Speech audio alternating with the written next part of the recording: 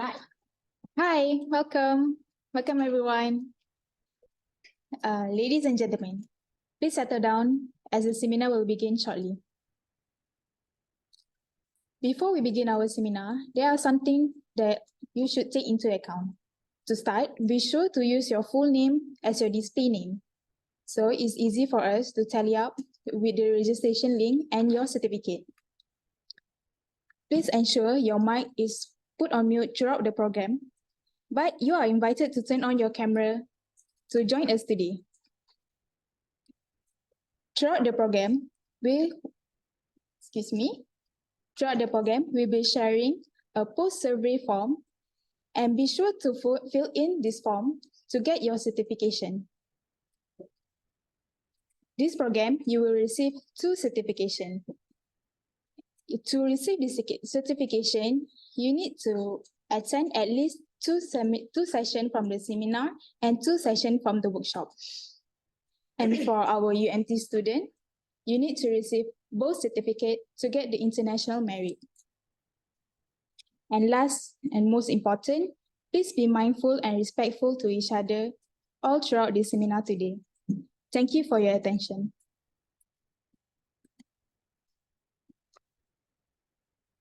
Ladies and gentlemen, we are excited to welcome you to the 2023 International Digitalization Seminar and Workshop for MAQIVE, which stands for Malaysia AQUA Archive, a digital archive of Malaysia Biodiversity Historia.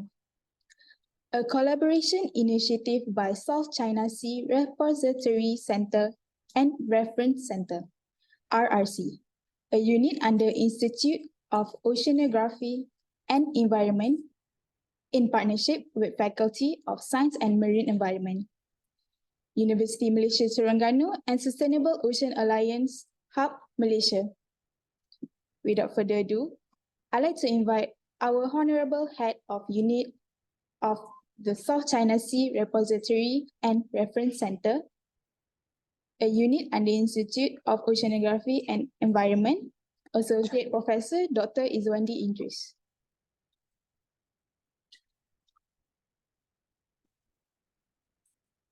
Excuse me, sorry. All right. Assalamualaikum and good morning, everyone. On behalf of the organizing committee, I would like to welcome everyone to the Malaysia AQUA Archive event. And I also would like to welcome Ms. Mary Jane Lamos, the Sustainable Ocean Alliance Regional Representative for Southeast Asia, to this program. Today is the beginning of a 2-day event on digitalization of natural history collections, particularly introducing the South China Sea Repository and Reference Center Archive, which we call it as Malaysia AQUA Archive. So for today's event, we are very fortunate to have a session with experts on digitizing natural history collections from all around the globe. So we have speakers from South Africa, further to the Northern Hemisphere, we travel to Germany, and then to the east in Japan, and last but not least, to our nearest neighbor down south from Singapore. And then for tomorrow, we're going to have a workshop focusing on our digital repository, MAQIVE. So we're going to show its function and features. They are suitable for not only researchers, but also nature lovers and also decision makers. So I do hope that today's event will serve as an intellectual feast to our knowledge. And hopefully it will inculcate the appreciation and the importance of natural history, be it in Malaysia or other localities around the world. Before we proceed to the rest of the event, on behalf of the South China Sea Repository and Reference Center, I would like to convey our greatest appreciation to Sustainable Ocean Alliance for awarding us a grant that makes this happen. Luckily, we are fortunate enough to have Ms. Mary Jane Lamos, who is the Southeast Asia Regional Representative for Sustainable Ocean Alliance. And perhaps she would like to have something to say on behalf of the SOA. So, Ms. Mary Jane, over to you. Hi, good morning, everyone. I just literally just got online, so it's really amazing that the hard work of all the SOA Hub, the team behind this workshop is making it happen, and I'm so happy to see a lot of participants coming in. There's about 100 plus, and I think this is such a great opportunity to really hear, the experts and what to say about the digitization of museums, and looking forward to see SOA is here to support, and I'm grateful that the hub and the leaders, the professors behind it are really taking advantage of the resources and the opportunities to make this workshop happen. So good luck, and hope to be able to attend the whole workshop. All right. Thank you, Ms. Mary Jane. Before I pass it over to our MC this morning, I would like to take our attention to the registers for this event. So luckily we have participants all over Malaysia and also from other parts of the globe. And participants ranging not only from the universities, from the natural history collections, but we also have people from the government agency who are dealing with the natural history collection and also the biodiversity matters. So we will be very fortunate to share this knowledge, and I hope that there's something that you take as a take-home message, and then will be spur into the interest and the focus on the biodiversity conservation in Malaysia and also in your respective areas. So that's all from me. Thank you very much, and I hope you enjoy this program, and hopefully it will benefit for all of us. And over to you. Thank you. Okay, thank you, Doctor. Now, I would like to call upon Dr. Melissa Martin and Afiq Durrani to introduce a bit about what is Malaysia AQUA Archive. Hello, everyone. Okay, got anything here? Are we good? All right. So thank you so much for this overwhelming participation. Really, I think all the team, all of us are very much overjoyed to share with you what we have in mind. We won't particularly reveal everything to you just immediately, because we also have our workshop coming up tomorrow. So we'll definitely fill you into the details of how the history of MAQIVE came about, all right? But just sort of a snippet of what it is about. It is actually the evolution of the third grant of what we gotten from Sustainable Ocean Alliance. So hats off to them. Thank you so much. Without you guys, this would have not been made possible. So thank you so much. So on top of MAQIVE, we actually had two other previous grants from SOA, starting off since COVID actually. So it first started off with epoxonomy, which was the amalgamation of having to do taxonomy in a more artistic and interactive form. And this is followed up by Lab to Web, where any stuff from our Natural History Museum, particularly for our South China Sea Repository and Reference Center. I know that's a bit of a mouthful, so for short, henceforth, we'll call it RRC, okay? So all the works of RRC was from the lab was actually made available on the website to various platforms, such as MyBis, which is our Malaysian Biodiversity Inventory, and also OBIS, which is the Oceanographic Biodiversity, which is more global. But the only thing that we found a little bit tricky was that a lot of our specimens were not, well, obviously a lot of it was not digitized well enough, and obviously it takes a whole heaps of data in order to upload some of this. So this is how MAQIVE actually came about. And also with the help of so many wonderful researchers and academicians and volunteers, we're so happy that this day has finally come. Just mind you, even with the monsoon here, it's a little bit chilly, not just chilly. Most of us we were a little bit sick too.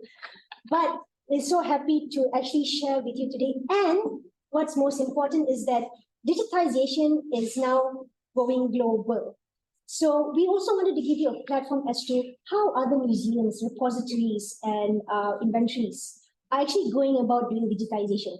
We also want you to know that, at least share what are the experiences they have in terms of the challenges they have, but most importantly, why it is so important to actually have our natural heritage specimens and our data made available, just like how you would actually have sort of metadata out there.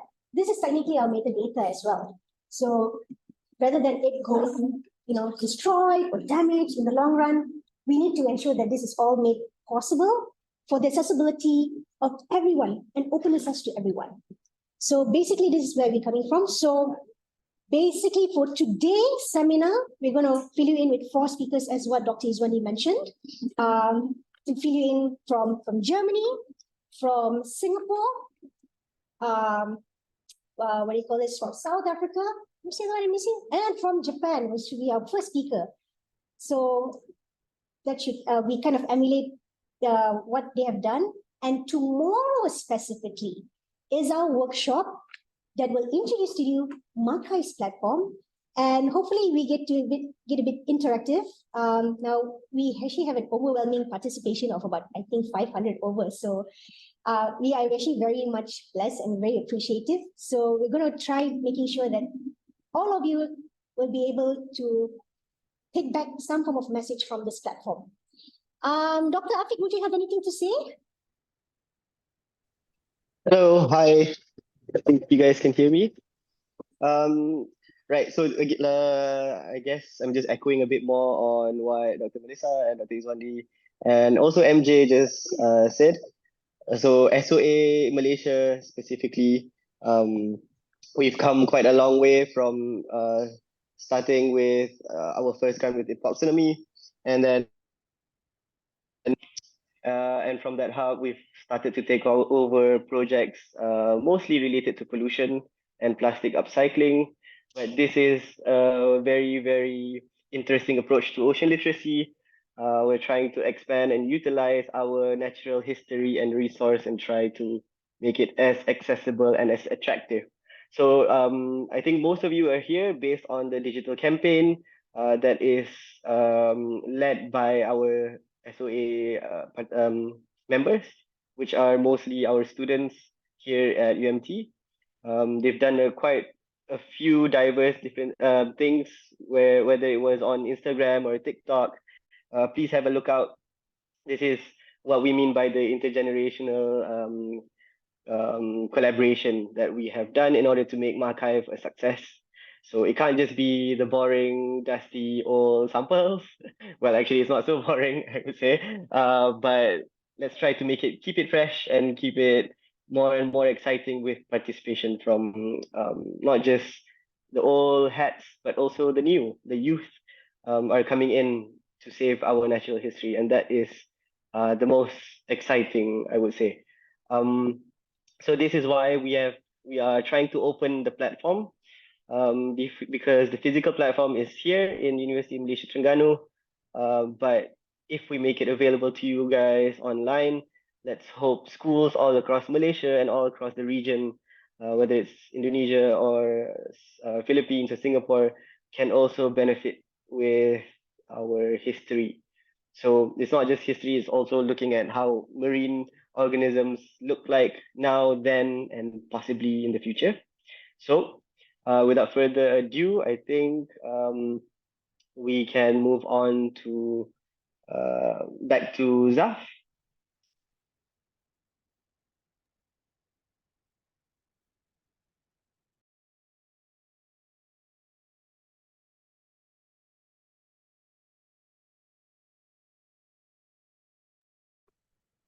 Before I go back to Zaf, do you mind going back to me for a while? So yeah, thank you so much, Afiq.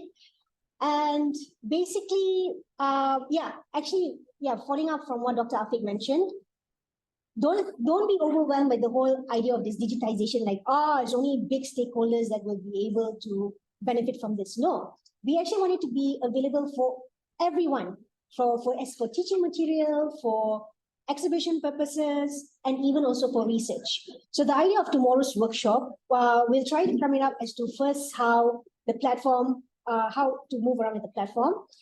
And this is followed by how we can engage for research purposes and also for community. Okay, so that's a bit of a gist for tomorrow.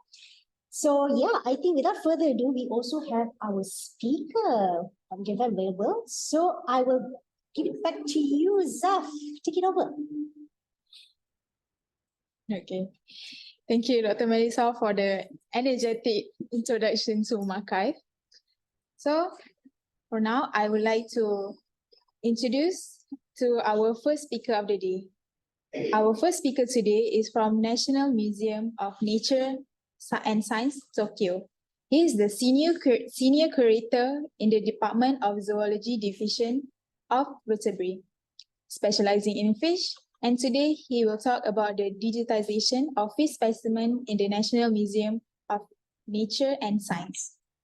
Please welcome the Honorable Mr. Masanori Nakae. Hi everyone, is it possible, is it okay to start my presentation or just to introduce myself? You could introduce a bit about yourself and then you can start your presentation. Okay, so hello everyone, my name is Masanori Nakae from Japan. I'm in now a collection room for spirit specimen for animals. So, and I will share my slide.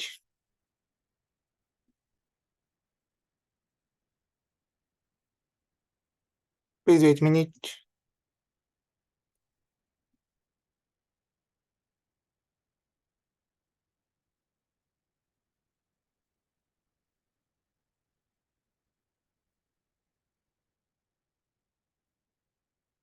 Can I share my presentation? Yes, you can start. Okay. Okay.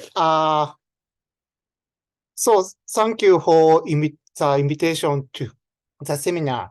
So because of friendship between University of Tring and Malaysia to my museum, in particular the Professor Mazlan, Vice Chancellor of the university, and Professor, Associate Professor of SEA, Dr. Shiti and Dr. Azana, I'm very happy to contribute to the seminar.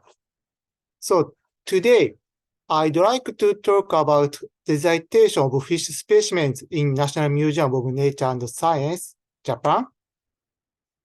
So, and many participants may notice my English is not good, so please forgive me my poor English. So this is a content of today's talk. So I will prepare three main contents and one minor content. One is about National Museum of Nature and Science, and then I will introduce my specialty, and then I will show you importance of digitization of national history collections. And finally, I will show you digitization of fish collection in my museum.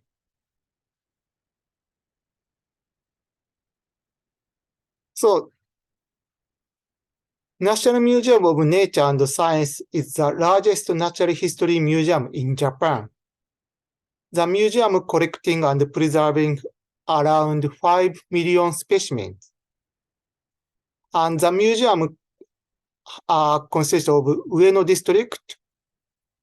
Districts have a headquarters and exhibition, and Tsukuba Research Department, Tsukuba Botanical Garden, and Institute for Nature Study. So, National Museum of Nature and Science is located in Tokyo.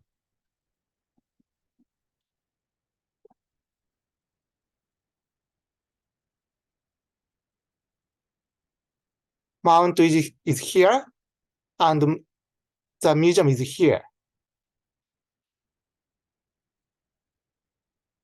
This slide shows the main main building of my museum. Exhibition is present in Ueno district. So my museum has two main galleries. One is Japan gallery here, and another one is a global gallery. So, Japan gallery is focusing on about Japan. For example, nature of the Japanese island, history of Japanese island, organisms of the Japanese island, Japanese people and nature. The global gallery is focusing on about Earth, for example, evolution of species or dinosaur, and climate change of the world. So, and my museum have also a special exhibition. Now, we have a special exhibition on Washok, nature and culture in Japanese queenships. So, as a member of the committee of the special exhibition, I prepared many staff specimen of fishes and live Japanese anguilla larvae, and so on. So, and my museum has also prepared a virtual reality exhibition. You can search as a Google, and anyway, let's try to I will try to show you the gallery. Please wait a minute.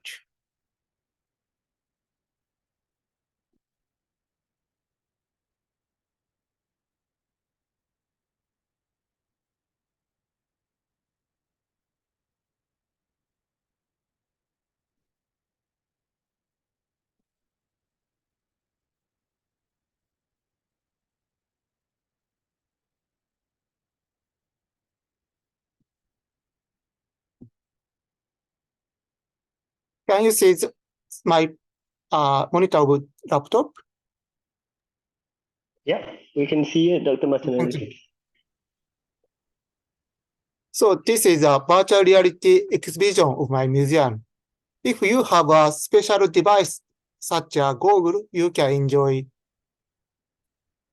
a virtual reality exhibition at a. Is it just for Oculus, or you can use normal Google Cardboard and phone? Please wait a minute.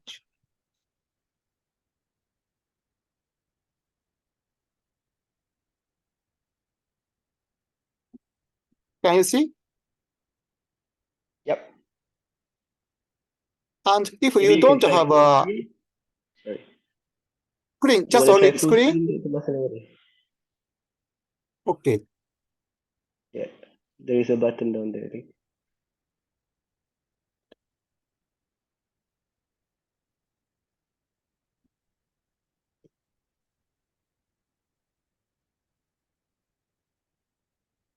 Okay. Sorry, I changed my mind.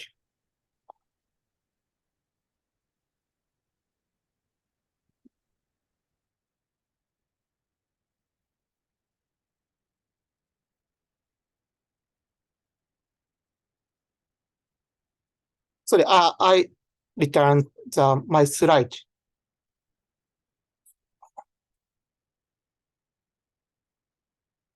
So my museum has some virtual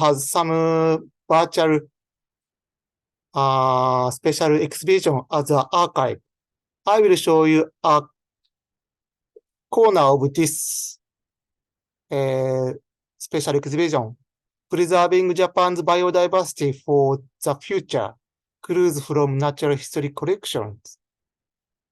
So later you can enjoy this exhibition by yourself, but I will show you some corner of this. So if you don't have a Google, you can enjoy this exhibition like a Google Street View. So this is a corner about extinct species. You can see small fishes. This is a species of shiragiri. So this species is very popular for target of fishing. But unfortunately, around 60 years ago, this species was extinct from Tokyo Bay, near Tokyo. So, but before the extinction, the species is very popular for fishing.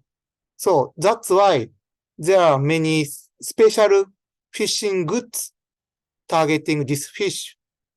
And you can see a small picture shows how to use these kind of special goods. And also you can see award certificate. So this is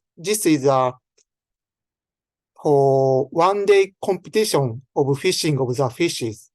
But after the extinction, the goods is also disappeared with extinction of the species. So this corner shows if some species extinct from some area or the world, culture associated with the species is also disappeared.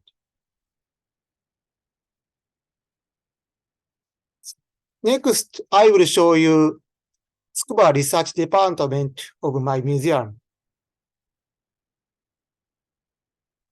Tsukuba Research Department is present in Tsukuba City, around 50 kilometers north from Tokyo. Tsukuba Research Department has two main buildings. One is Research Wing, and another one is National History Collection Wing. My office is on 7th floor. So I will show you main department of research department of my museum. So Department of Zoology, Department of Botany, Department of Geology and Paleontology, Department of Anthropology, Department of Science and Engineering, and Tsukuba Botanical Garden, Collection Center, and Center for Molecular Biodiversity Research. So, National Museum of Nature and Science is the only nationally administrative scientific museum, but only around less than 70 researchers in my museum. So the number of researchers is approximately same as a local university, one department of a local university in Japan.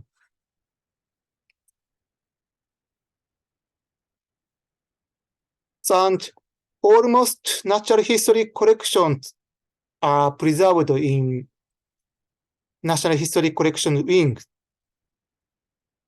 So, and I will show you fish collection of my museum. So, almost fish collection is stored in a main collection room for liquid specimens. The mini jar are in many shelves. So, and my fish collection of the museum tend to use a mini jar. So one registered specimen is tended to preserved in one jar. And but this means not only some jars, sorry, 2 or 3 specimens are made in a jar. So, and the research wings, National History Collection wings have also other specimens like mammal skeletal collections.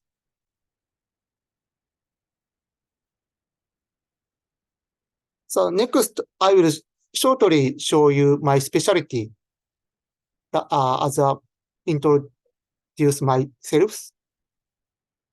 So I'm a ichthyologist studying fish morphology, in particular osteology, myology, and neuroanatomy.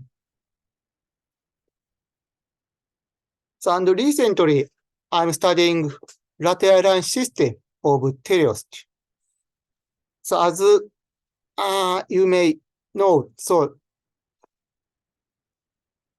a line on the each side of the body of the fish is lateral line system. So, but in more detail, lateral line system is comprised of many neuromast and lateral line canals. So you can see many yellow dots. So these are neuromast, sense organ of lateral line system. There are many neuromast on bodies and caudal fin rays. So I usually describe lateral line system of some teleost. This is a lateral line system of Japanese Anguilla japonica. Before my description, nobody knows what lateral line system this species has lateral line system. So, and I usually describe lateral line system and describes how many lateral line canals on body, how many lateral line canals on head, and how many neuromast on the canal, or how many superficial neuromast on body or head.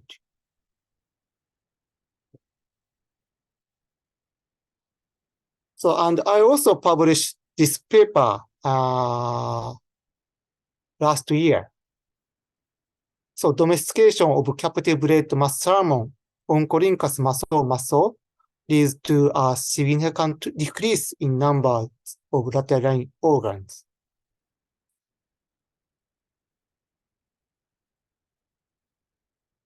So, next I will show you importance of digitization of natural history collections. So, because I am a member of Japanese initiative for biodiversity information, so many participants of the seminar knows GBIF. So, Japan Initiative for Biodiversity Information serves as the contact point to data publishment via GBIF. So GBIF, Global Biodiversity Information Facility, make free and open access to biodiversity data. Platform, make a platform for free and open access to the biodiversity data. So, as I said, many participants of the seminar know the GBIF, but I will assess the GBIF. The GBIF now supplies around 2.6 billion records. For example, if you search common carp, Cyprinus carpio, you can see many images and occurrence record on the map. And you can trace changes of distribution of the species as a alien species.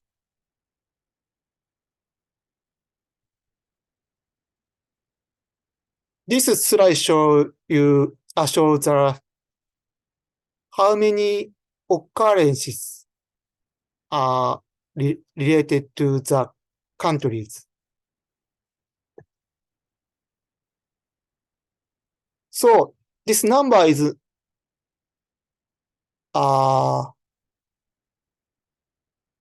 about the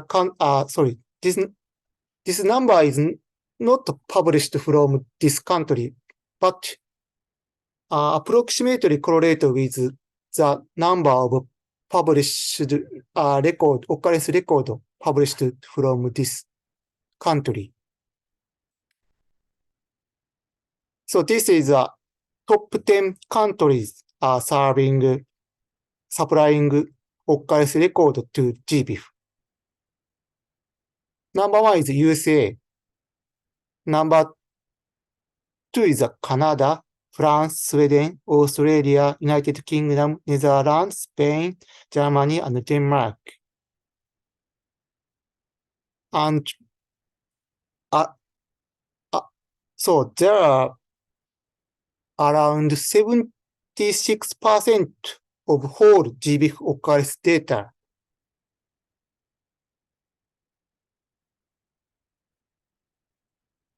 So this slide shows occurrence record published from USA. USA published occurrence record around 1 billion records.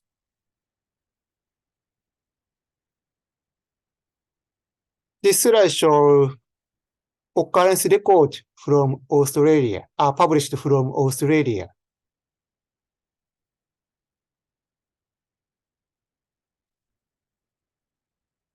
So on the other hand, occurrence record published from Asia is not a very small number, a very small rate.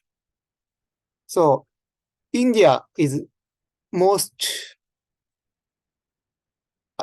the country that published most occurrence record within Asia.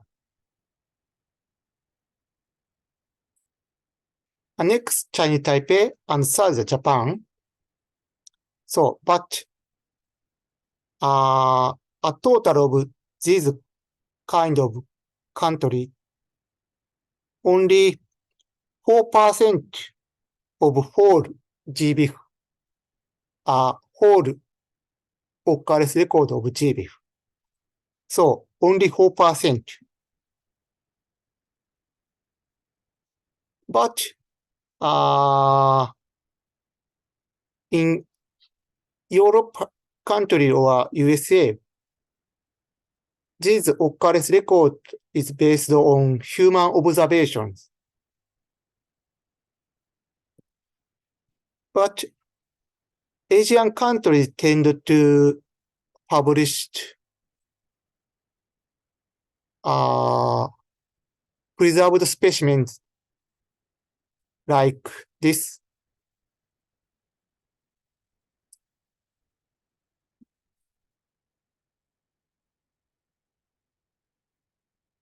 And I will show you occurrence record published from India. So India published many human observation records within India. But Japan published many data from based on preserved specimens in the world.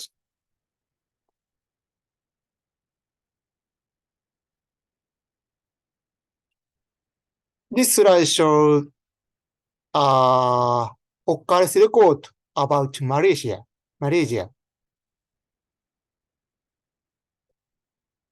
So, GBIF supplies around this number of occurrence record about Malaysia. So, and this slide shows occurrence record published from Malaysia. So, there are 6 publishers from Malaysia.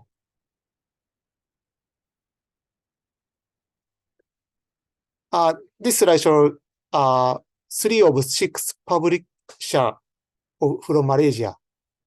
Bioinformatics research groups, Biological Science Department, Faculty of Bioscience and Bioengineering, Institute of Oceanography and Environment, Tropical Infection Disease Research and Education Center, University of Malaysia. So, and University Kebangasan, Malaysia, University Putra Malaysia, Bintulu, Sarawak campus, and Faculty of Science and Marine Environment, University of Malaysia, Terengganu. But, so compared to USA, occurrence record published from Malaysia is still enough. It's not still enough. So, more data is needed. So, I will show you how importance of large number of records. This map shows occurrence record of swallowtail, Hirundus rustica, from January to February. This slide shows the distribution record of the same species.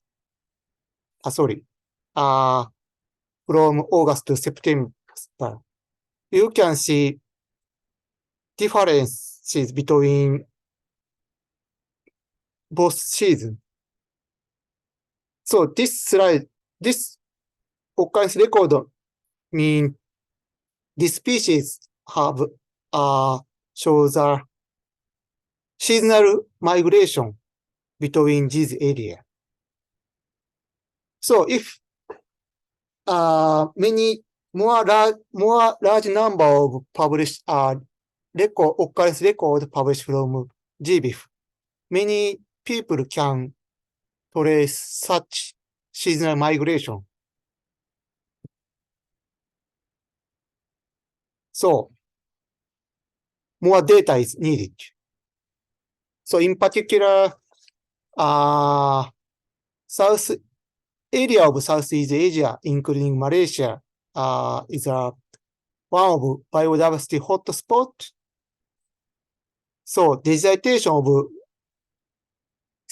specimens and occurrence record is more important than other areas, I think.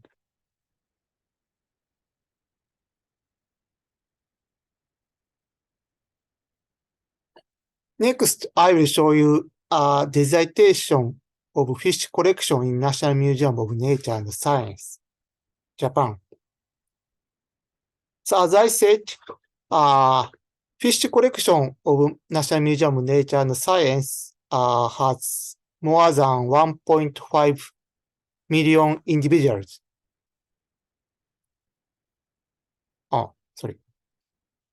And around more than 5 million individuals of fishes registered as around 180,000 records as a cataloged specimens.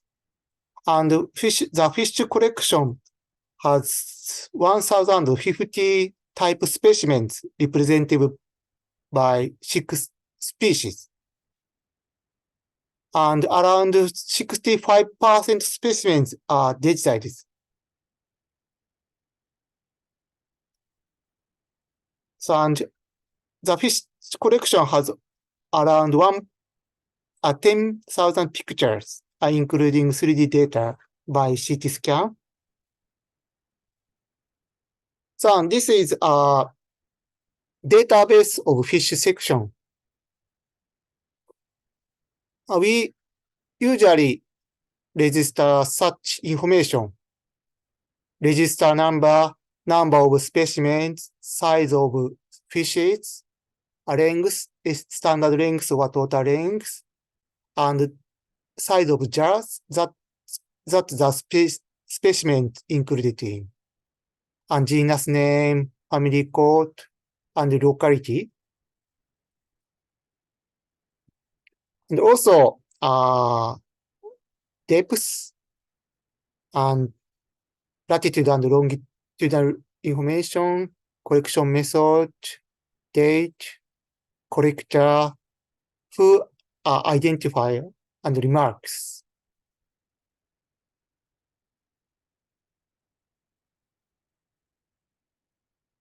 So almost digitized specimen record are published in database on website of my museum, like this.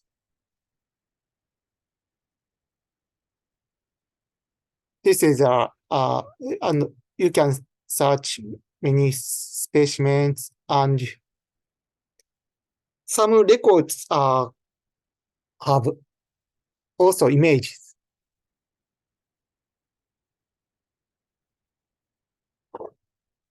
So, and the fish section published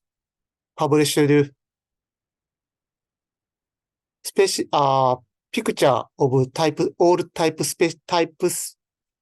all species that the museum has the types.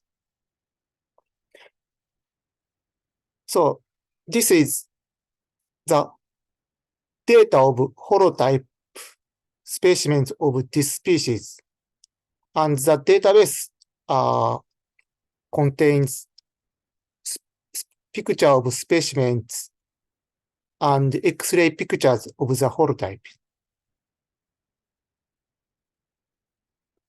So, and the fish section have around 10,000 pictures, but not so many pictures published in the database.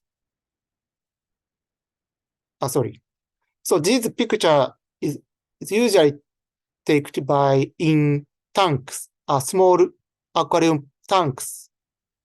So this tank, small aquarium tank, is important to get good high quality images.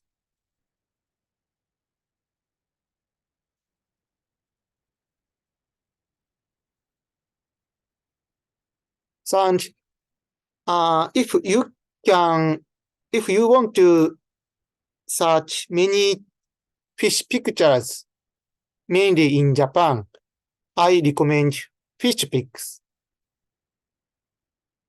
FishPix contains around 150,000 pictures of the species.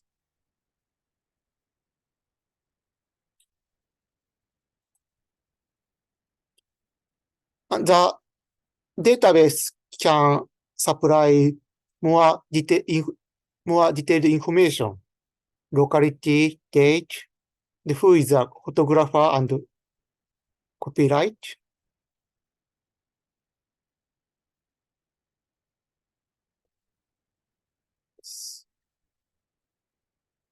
So, and almost data are published from this database. Published also serves as data of GBIF. So, and I will show you topics, how importance of physical specimens. So Japan has an ancient lake named Lake Biar. The lake is around 4 million years old. So that's why there are many endemic species in the lake.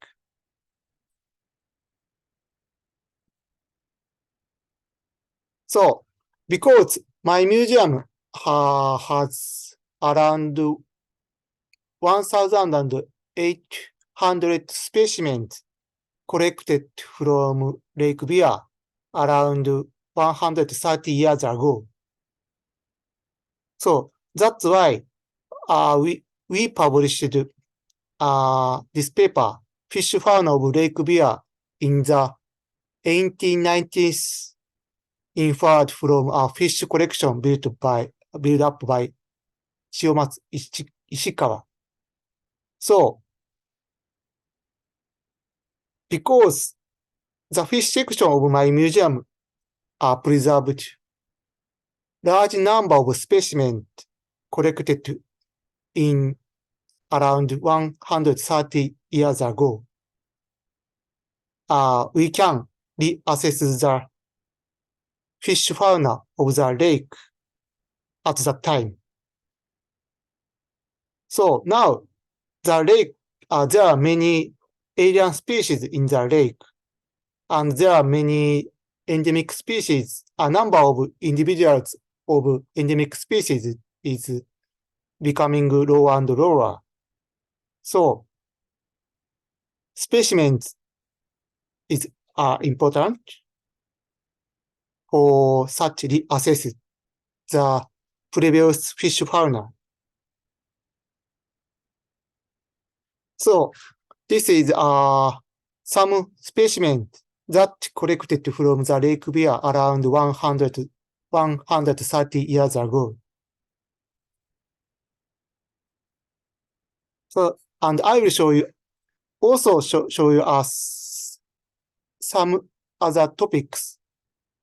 One of the specimen have showed have parasitic ice powder in the on the right side of body. So this parasitic ice powder is an endemic species in Lake Biwa. But around 40 years ago, since from many fish specimens of this species, of fish species preserved in many museums in Japan. But since around 40 years ago, there are no parasite. There are no parasite ice powder from specimen collected from Lake Biwa recently. So how to say? So host species is not extinct in Lake Biwa, but parasitic species is already extinct. And because of so many specimens are preserved in museum, a researcher could trace the extinction history of this ice powder.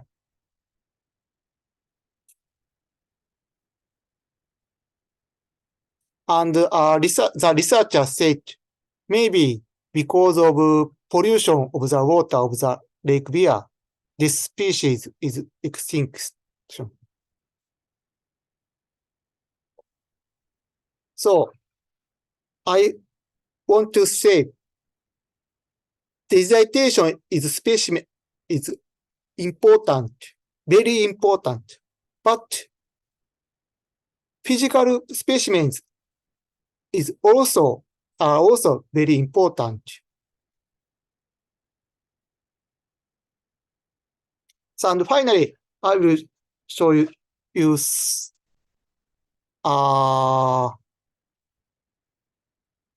field of surveys in Southeast Asia of fish team of Japan and Southeast East Asia. So I am a member of fish team.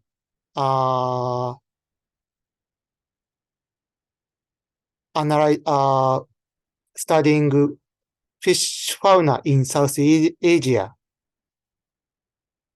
The fish team conducted many field surveys in Southeast Asia, including Malaysia, Vietnam, Philippines, and Thailand, and etc.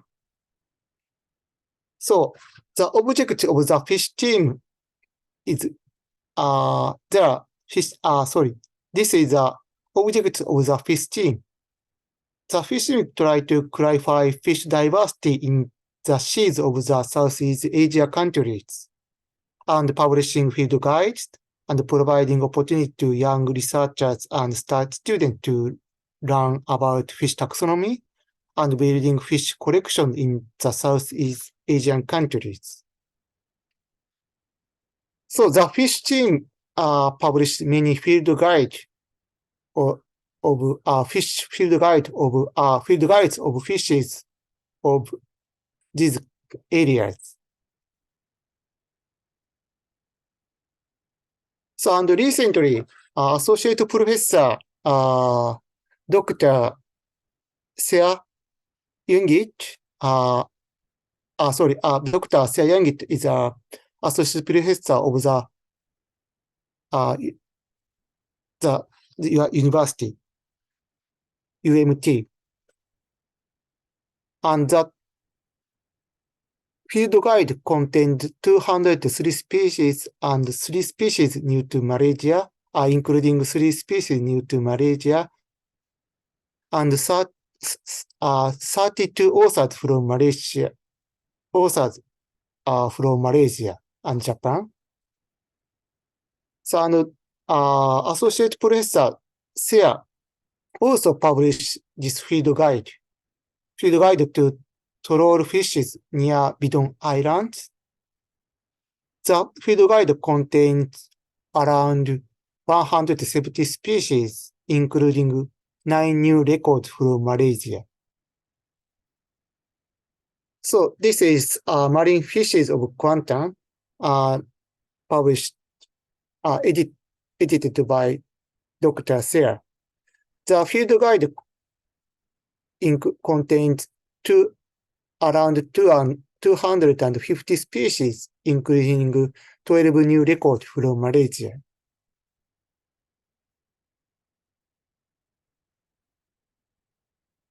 So, the fish team tried to publish a combined field guide of fishes from Southeast Asia. So, and I have to say the contribution of Dr. Azwana. So, during the field survey in Malaysia, Dr. Azwana gave us the great and kind support for fish specimens. So this is a last of my presentation. So conclusions. Digitization of specimens, for example, metadata, pictures is important. But I have to say, physical specimens are still important. So, and large number of specimens and their information are important for fundamental knowledge of the world, the area, or your countries. So, before digitization, so large number of specimens, physical specimens is needed. And the physical specimens can serve good opportunity to restudy the specimen or fish fauna for people living 50 years or 100 years later.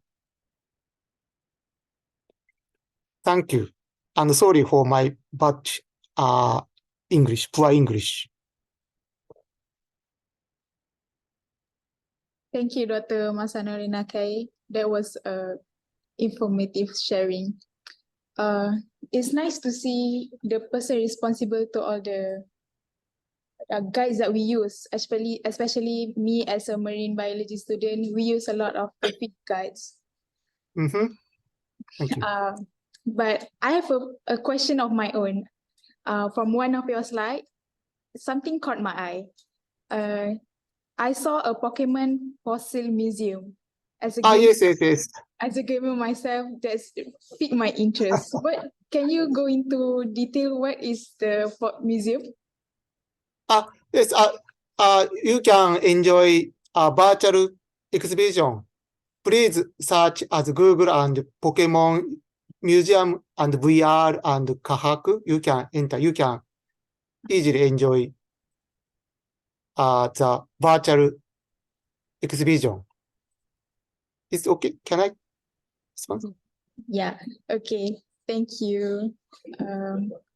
Dr. Melissa, do you have any input? I definitely do, but perhaps we can open to the floor if they have any questions. You can turn on your mic as well as you can raise questions already in the chat room or the chat box. Yeah. Well, I have one question to Dr. Nakai. Hi, Dr. Nakai. It's one from RRC. It's a very informative and I think excellent presentation. Arigatou gozaimasu. Just one question from my side. We usually receive questions from public, particular. How you decide which specimen that you are going to put in your collection? Are you going to include or deposit all specimens that you have collected, or you have a specific criteria choosing species for your to be deposited in your collection? So, are you asking me to criteria of specimen to collect? Yes, to collect and also to deposit in your collection, because obviously, if you want to keep all specimens that we collected during field work, we're not going to have enough space. So, what is your criteria in choosing specimen or species that you want to keep in your collection? So, ideally, many almost curator or collection manager try to collect many species, including common species, and preserve many specimens. But my museum don't have enough space and many stuff. I usually collect after the gap analysis, what species is what specimen what species is needed to many specimens, or if my museum don't have any specimen of the species, I will try to collect the species. But I know even in common species, many specimens are needed to collect and preserve the specimen. So can I, could I answer that question, your question? Yes, more or less. Arigatou gozaimasu. Thank you. And then it looks from your presentation that your the focus area mostly in Southeast Asia. Is there any specific reason for that? Sorry, could you say again? Okay, The last point. Okay. Based on your presentation, your focal area in terms of diversity of fishes, mainly in Southeast Asia. So do you cover any other regions, oceanic region, and to compare with the Southeast Asia region in terms of diversity? So sorry, because of the condition of internet condition, I couldn't hear the last talk of you. Sorry. Or if you can It's send okay. chat, I can see. Okay, it's okay, Dr. Naga. I think let's give a chance to our audience to ask question. Zef, maybe you can read the question to Dr. Naga. So there's a question from Haimon Franklin. Greetings, Mhm. Dr. Nakai. What are the disadvantage or challenges you face when digitizing your specimen?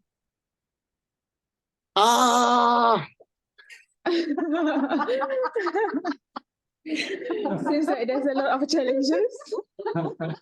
Very difficult. I Please also share want to your pain. know what do you think about this whole. Headache. Difficult.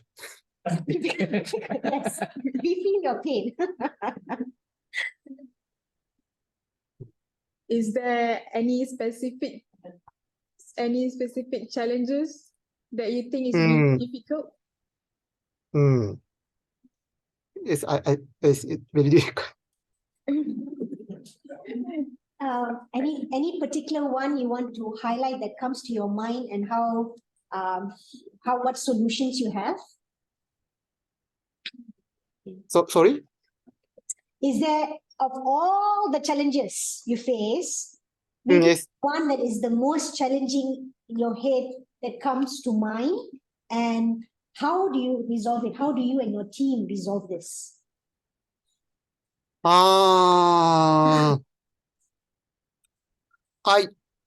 I'm afraid this is a good answer, but how to say? In Japan, there are not so many curator and researcher in university and museum. So how to say?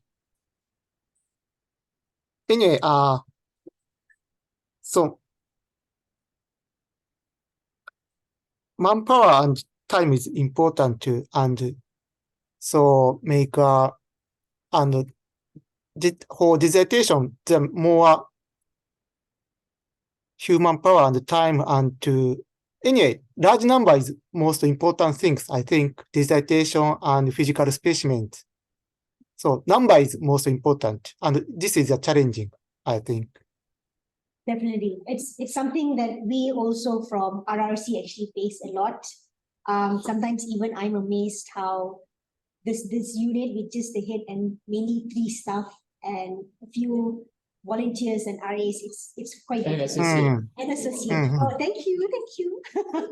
We try our best. So and I have to say, even in my museum, only 2 regular staff and no research assistant. Wow. Very poor condition. So So your 1.5 country has many research assistant, I think. So with 1.5 million fishes, you only have Yes. Hey. This is terrible. You're gonna have hair pro head after this. Okay, so I won't have hair anymore then. But Doctor, we also have a few more questions here before we get too excited. This is coming from Dr. Abiwo. Obviously, there's a lot of disadvantages with the implementations of ABS system between many countries. How do you overcome this? And Kahaku plans to the leading institution for specimen collections. How do you overcome this with the ABS system? ABS assess the benefit. Yes.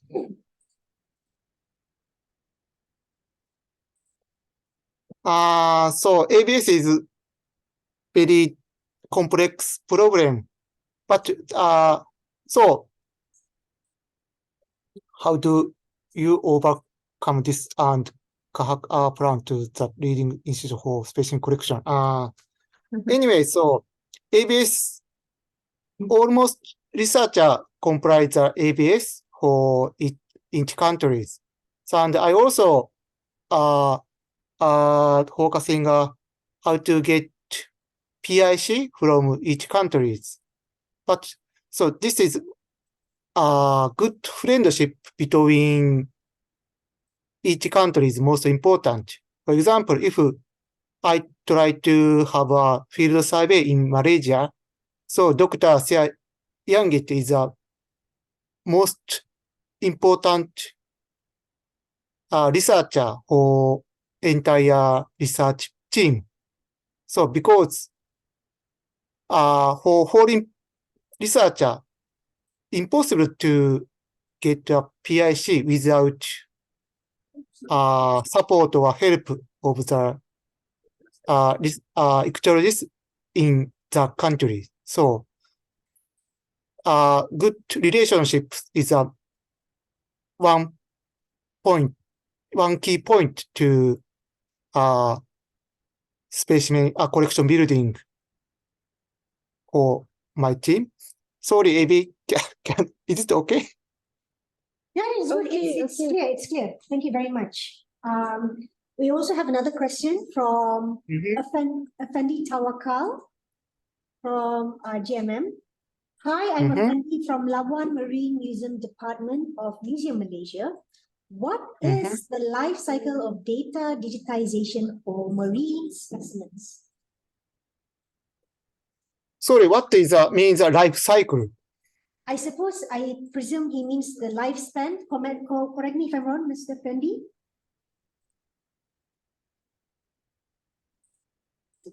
Or how long does is digitization made available? Is it something? Validity of the Or is it validity? What is a life cycle of data?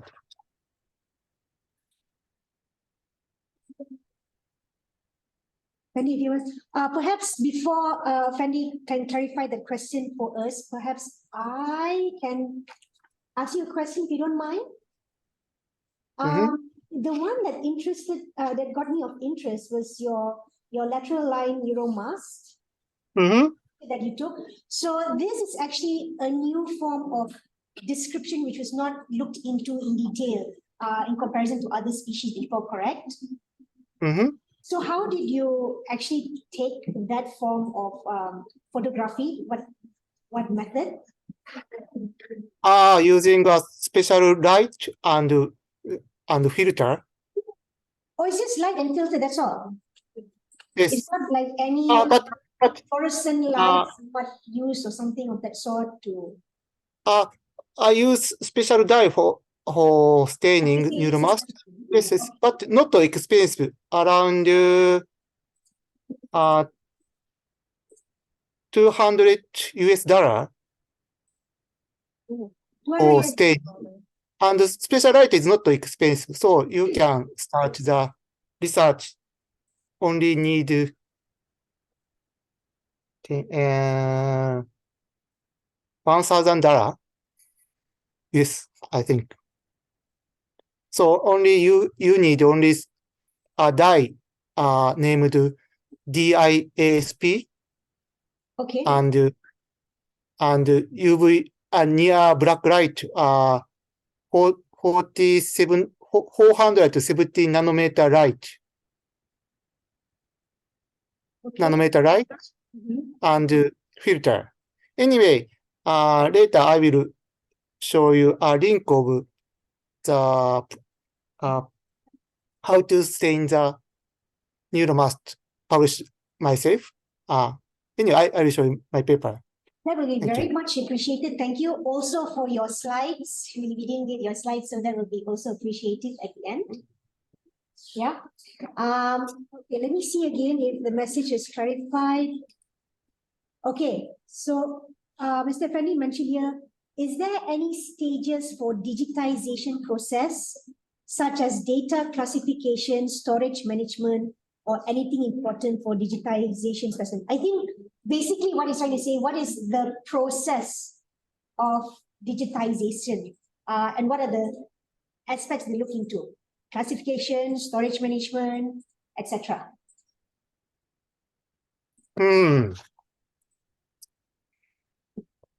So sorry.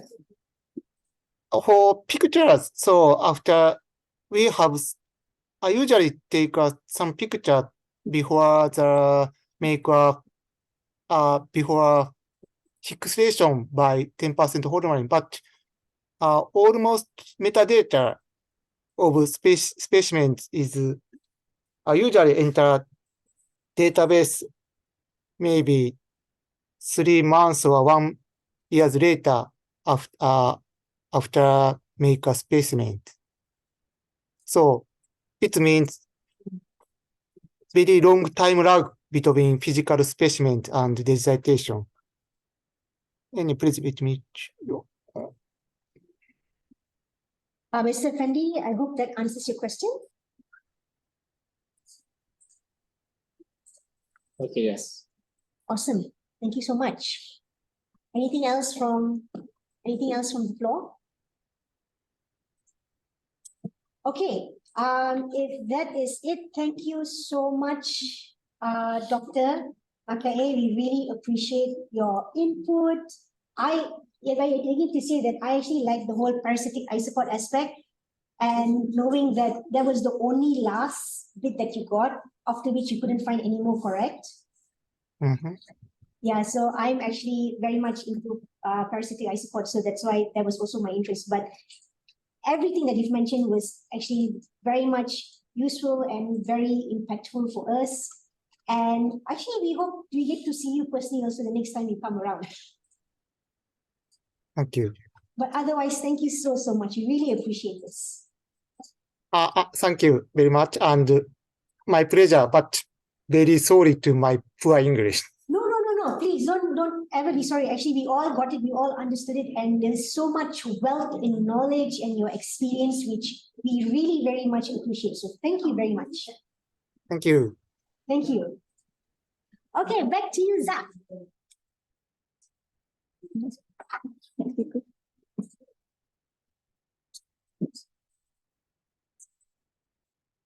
Okay, thank you, Mr. Masanori Nakai. So before we move to our next speaker, I would like to remind you guys again to use your full name as your display name for us to be easier to tally up your attendance and certification. A little bit of information. Actually, we apologize. Our second speaker is still not in. Still finding ways to join. Oh, sorry, it's still finding a way to join in. So perhaps while settling those technicalities, we will play our corporate video temporarily. And stay tuned.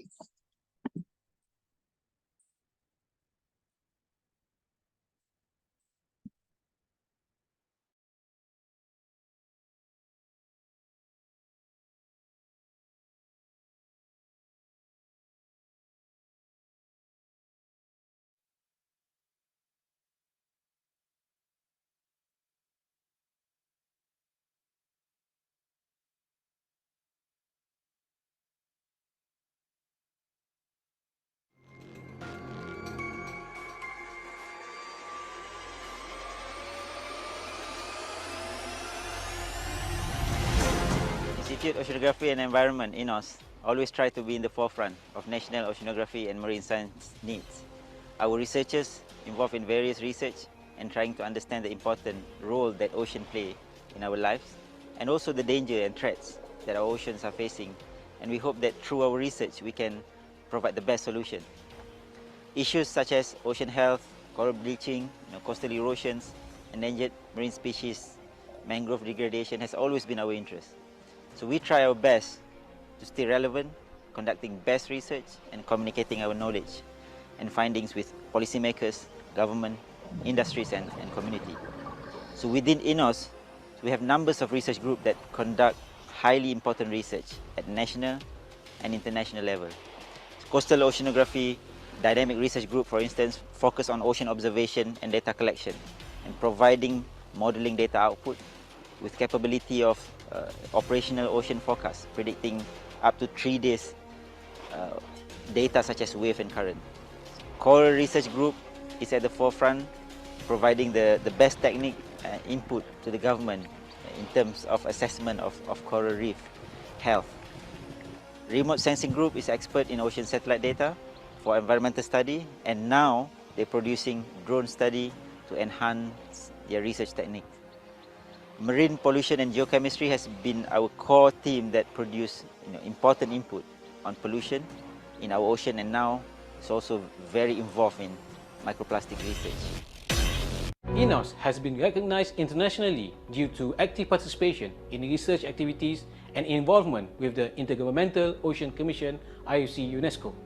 Research-wise, we have projects with institutions in China, Belgium, Japan, UK, and also the USA. Through these engagements, INOS currently hosts an Ocean Teacher Global Academy Regional Training Center under UNESCO and have partnered with the European Union in the Tropimundo program. In this program, we have trained more than 600 participants from more than 45 countries. Our data center and facilities has also been accredited by the IOC, a first in the region. The South China Sea Repository and Reference Center, or RRC, is one of the research support units in INOS. The Malaysian government recognizes RRC as one of the main repository centers for marine natural history in Malaysia and by the Australian government for specimen exchange. RRC is one of the data providers for Malaysia Biodiversity Information System, or MAQIVE, and serves as Malaysian node for Ocean Biodiversity Information System, or OBIS, under IODE UNESCO. At present, RRC houses close to 40,000 marine specimens of zoology, botany, geology, and genomics, including 57 specimens used to describe new species.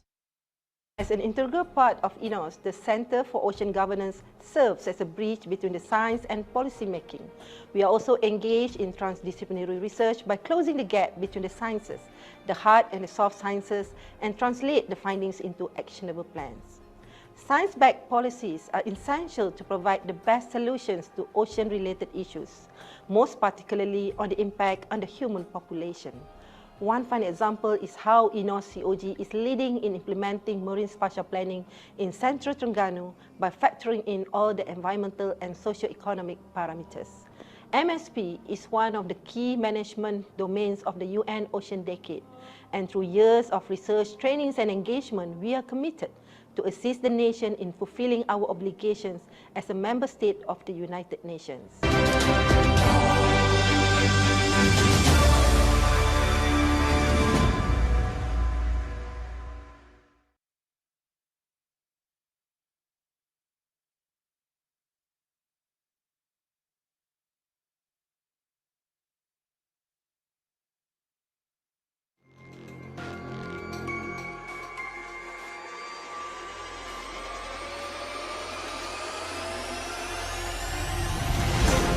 Institute Oceanography and Environment, INOS, always try to be in the forefront of national oceanography and marine science needs.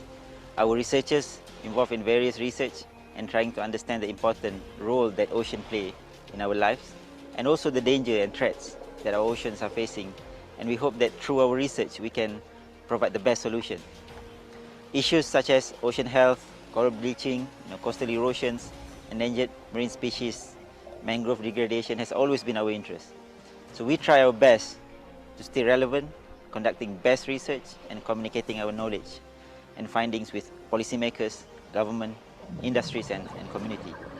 So within INOS, we have numbers of research groups that conduct highly important research at national and international level. So Coastal Oceanography Dynamic Research Group, for instance, focus on ocean observation and data collection and providing modeling data output with capability of operational ocean forecast, predicting up to 3 days data such as wave and current. Coral Research Group is at the forefront, providing the best technique input to the government in terms of assessment of coral reef health. Remote Sensing Group is expert in ocean satellite data for environmental study, and now they're producing drone study to enhance their research technique. Marine pollution and geochemistry has been our core theme that produced important input on pollution in our ocean, and now it's also very involved in microplastic research. INOS has been recognized internationally due to active participation in research activities and involvement with the Intergovernmental Ocean Commission (IOC) UNESCO. Research-wise, we have projects with institutions in China, Belgium, Japan, UK, and also the USA. Through these engagements, INOS currently hosts an Ocean Teacher Global Academy Regional Training Center under UNESCO and have partnered with the European Union in the Tropimundo program. In this program, we have trained more than 600 participants.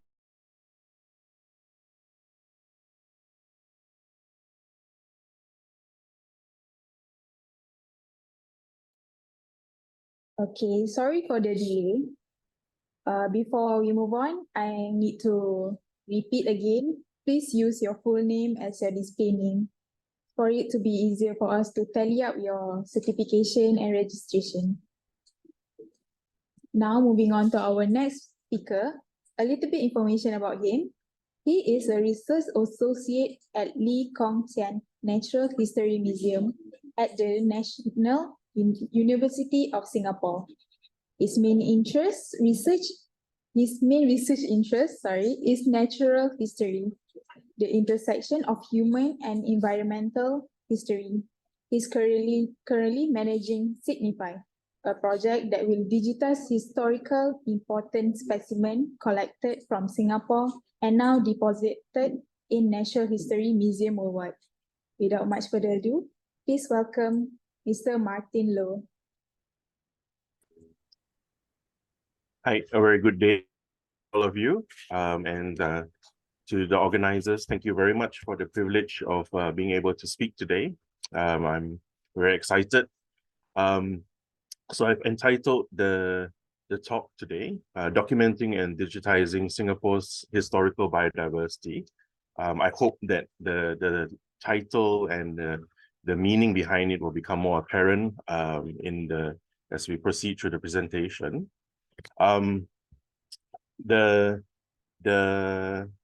organizer gave us several points to cover, and for this project, at least, it's slightly unconventional because rather than digitizing one museum's collections, we are actually attempting to digitize one country's collections, but those that are held overseas. So just very quickly, a little bit about the background about Singapore, which I'm sure would be familiar to many of you.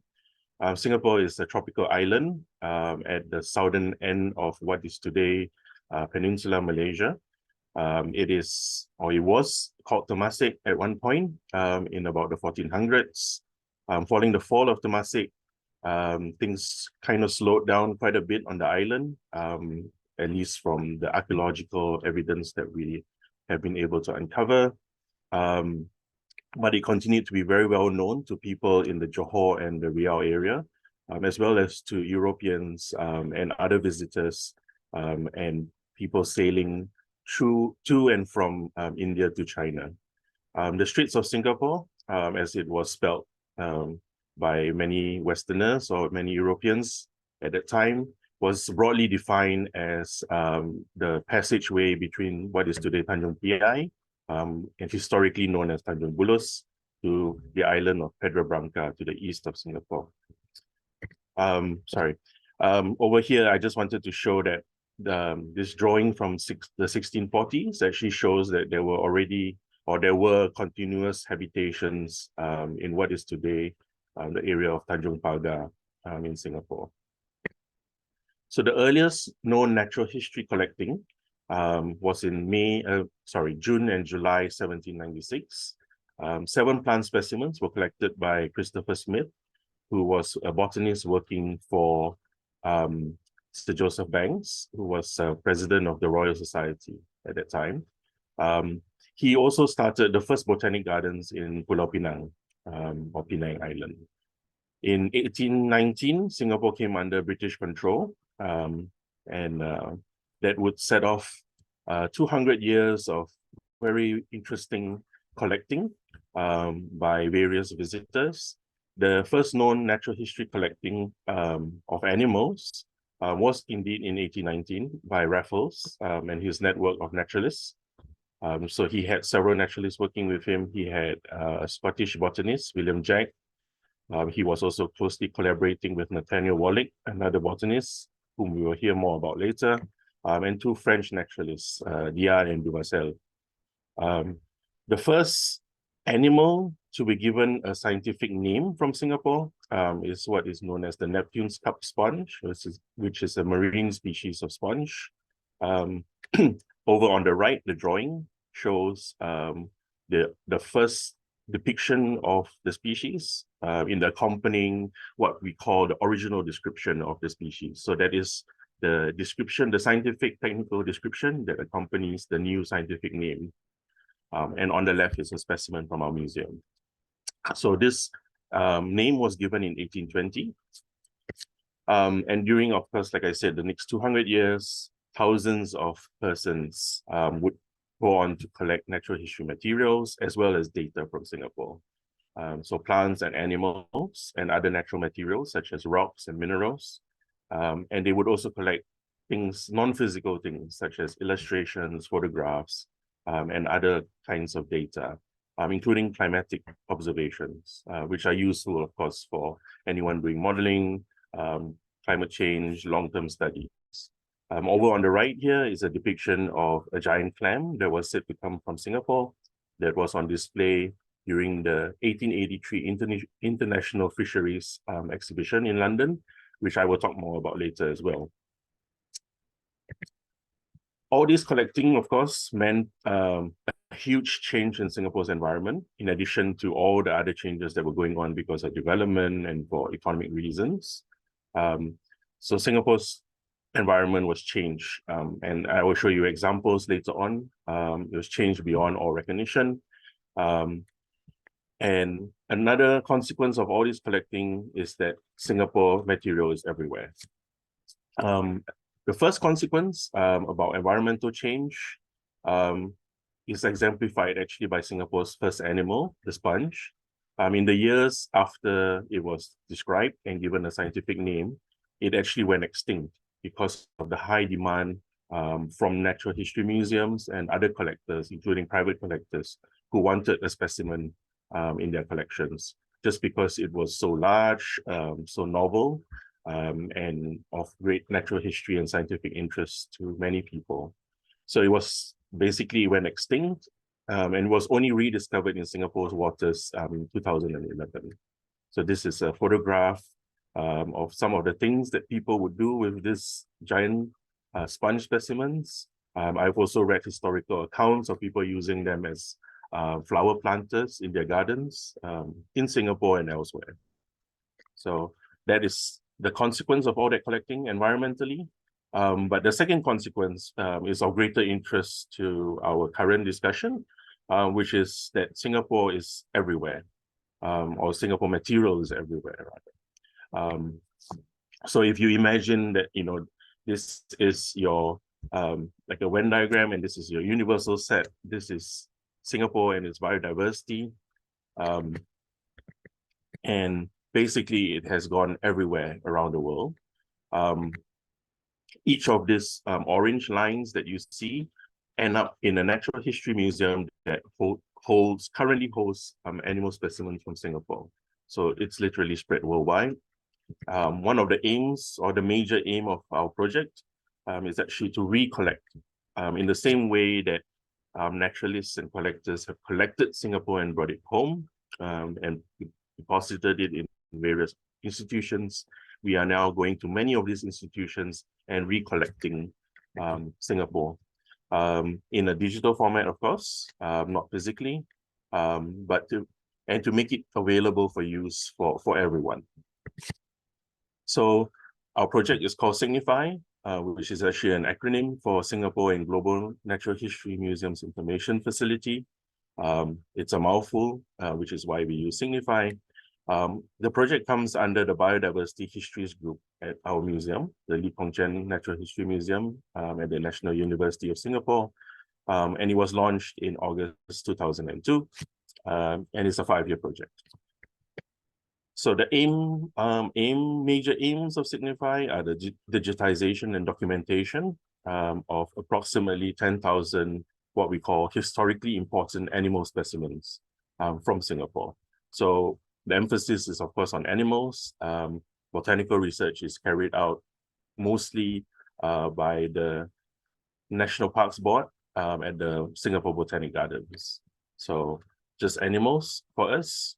In addition to digital specimens, we are also interested in the data that is associated with the specimens, both directly, such as specimen labels, the catalog books, accession registers at various museums, where we are also interested in providing a Singapore context to that data, as well as pulling data from other sources, as I will share more later.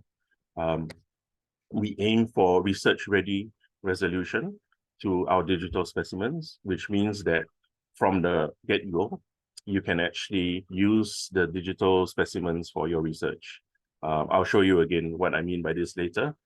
We also aim, as part of this project, to do bilateral research with institutions that hold our material, Singapore material. So in terms of workflows and how we actually do our day-to-day, it's a very iterative process. So there is research that feeds into the digitization and the documentation, and it's a very nice circular iterative approach. So we did a massive amount of literature research at the start of the project in order to come up with a database of names of animals known to be found in Singapore, as well as more interestingly and more importantly, of species that were first described from Singapore. So these were species for which the specimens were first collected from Singapore and given scientific names based on those specimens.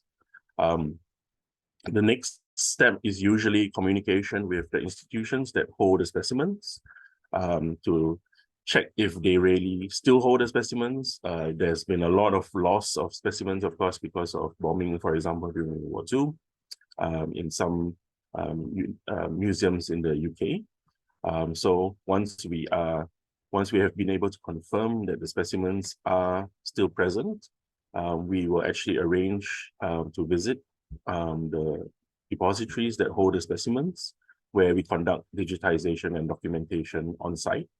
And very often our visit leads to finding and locating new specimens that we did not previously know about, because many natural history collections hold many millions of specimens. The Natural History Museum in London, for example, holds 80 million specimens.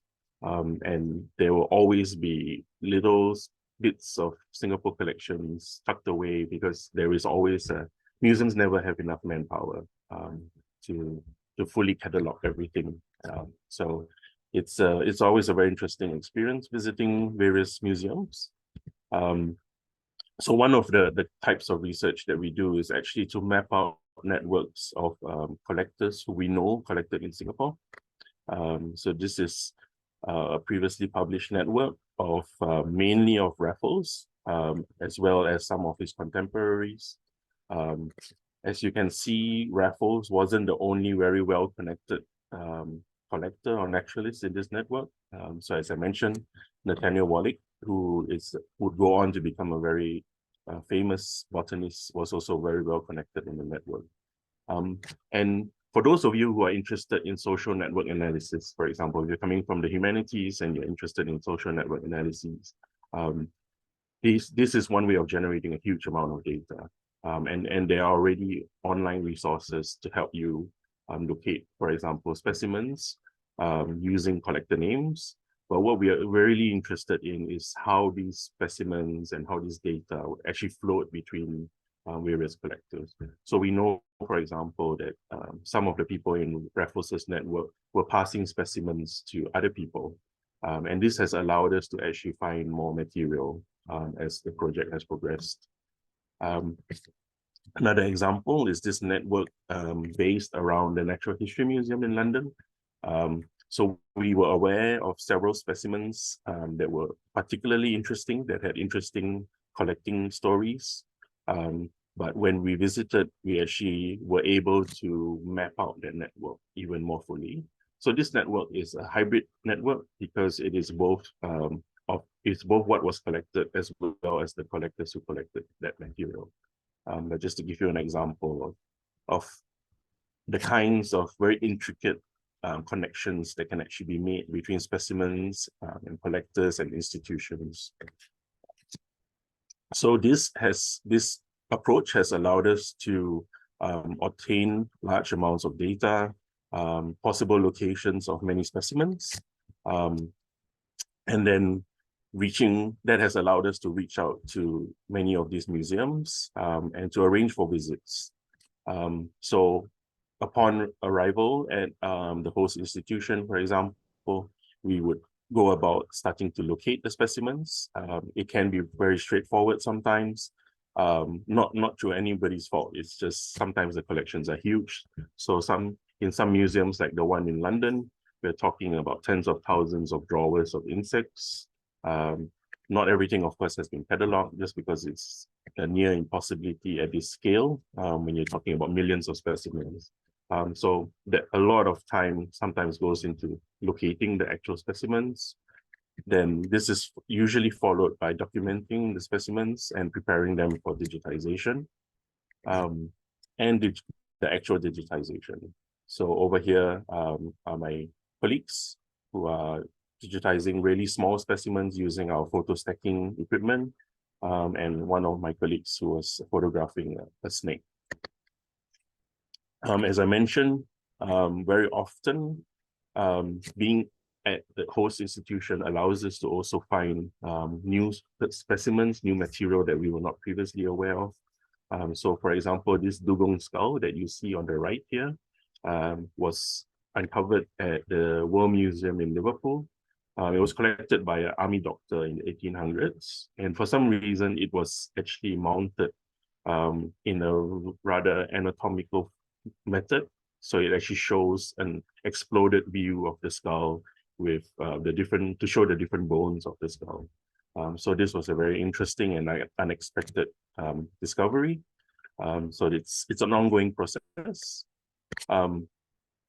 The other developments that we try to do as part of the project is to also learn from other groups of people who are doing digitization projects of their own. There are many of them, of course. And then, of course, researchers are always finding new ways to be able to digitize very small specimens, for example. And of course, any one of us, any researcher who travels regularly to visit other museums to look at their specimens would always want to lower, for example, the weight and the volume of the equipment that they're carrying. So through meeting with various teams and visitors at other museums who were there at the same time, we've actually been able to cut down the weight of our equipment by a third. And the volume also has been reduced by a third. So it's an ongoing process of trying to reduce the kinds of equipment that we have to carry, but of course, keeping up the resolution of the images and the quality of the images, because we are also trying to reduce costs in terms of air travel, and also just to be able to be more nimble. So if one person can actually carry all the equipment that's necessary, then in some of the smaller museums, one person can just do the digitization when necessary. So this, again, is an ongoing process.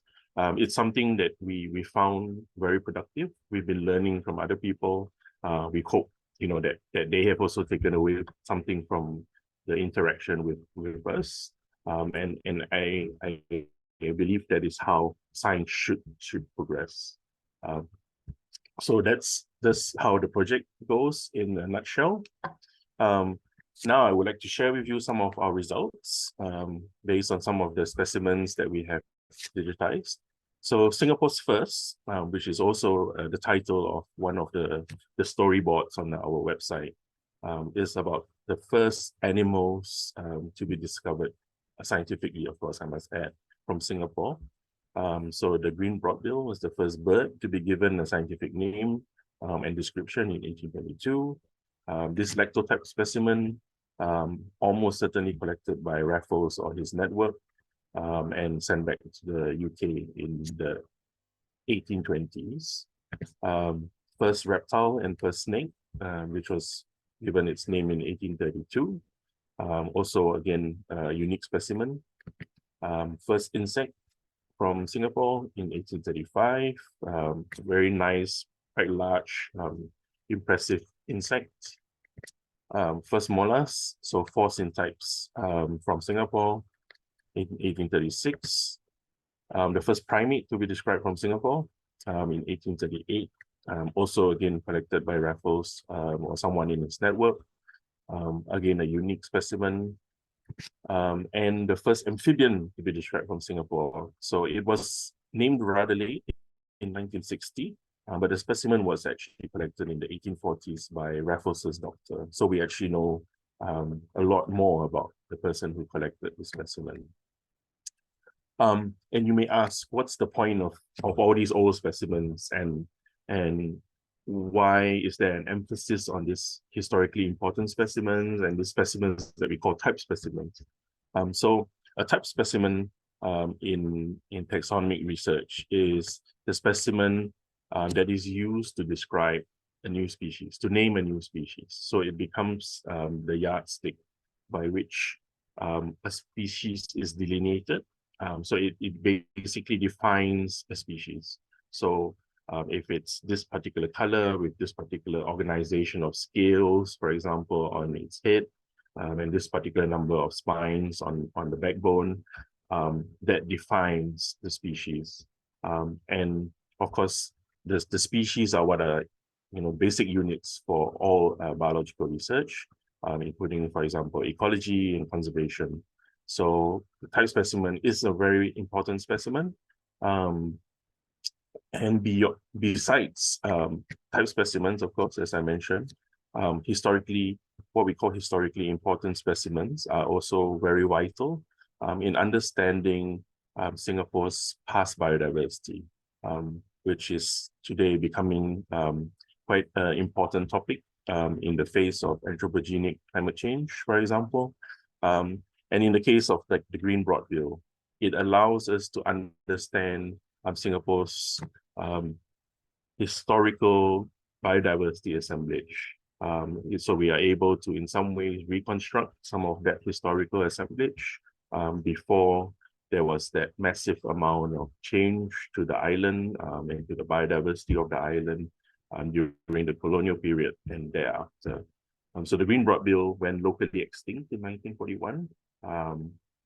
It's been seen twice recently on Pulau Ubin.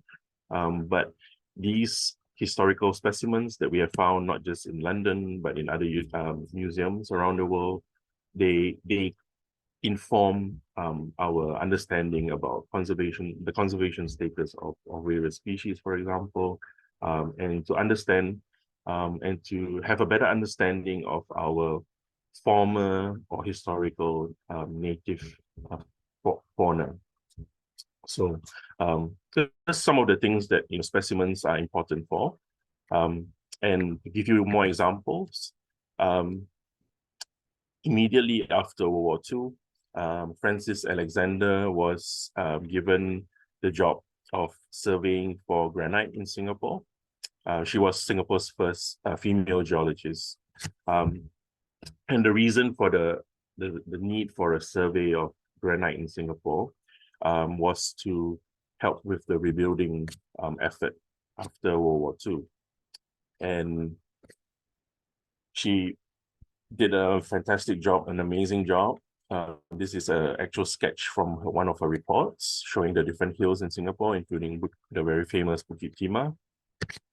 And Alexander was able to conclude from her survey that in addition to Bukit Timah, which was of course very well known for its granite quarry at that time, there was enough granite spread throughout the island to last Singapore 5 centuries of building. Of course, since then we have moved away from using granite to other building materials. But even back then, her results basically showed that there was no need to continue to quarry at Bukit Timah.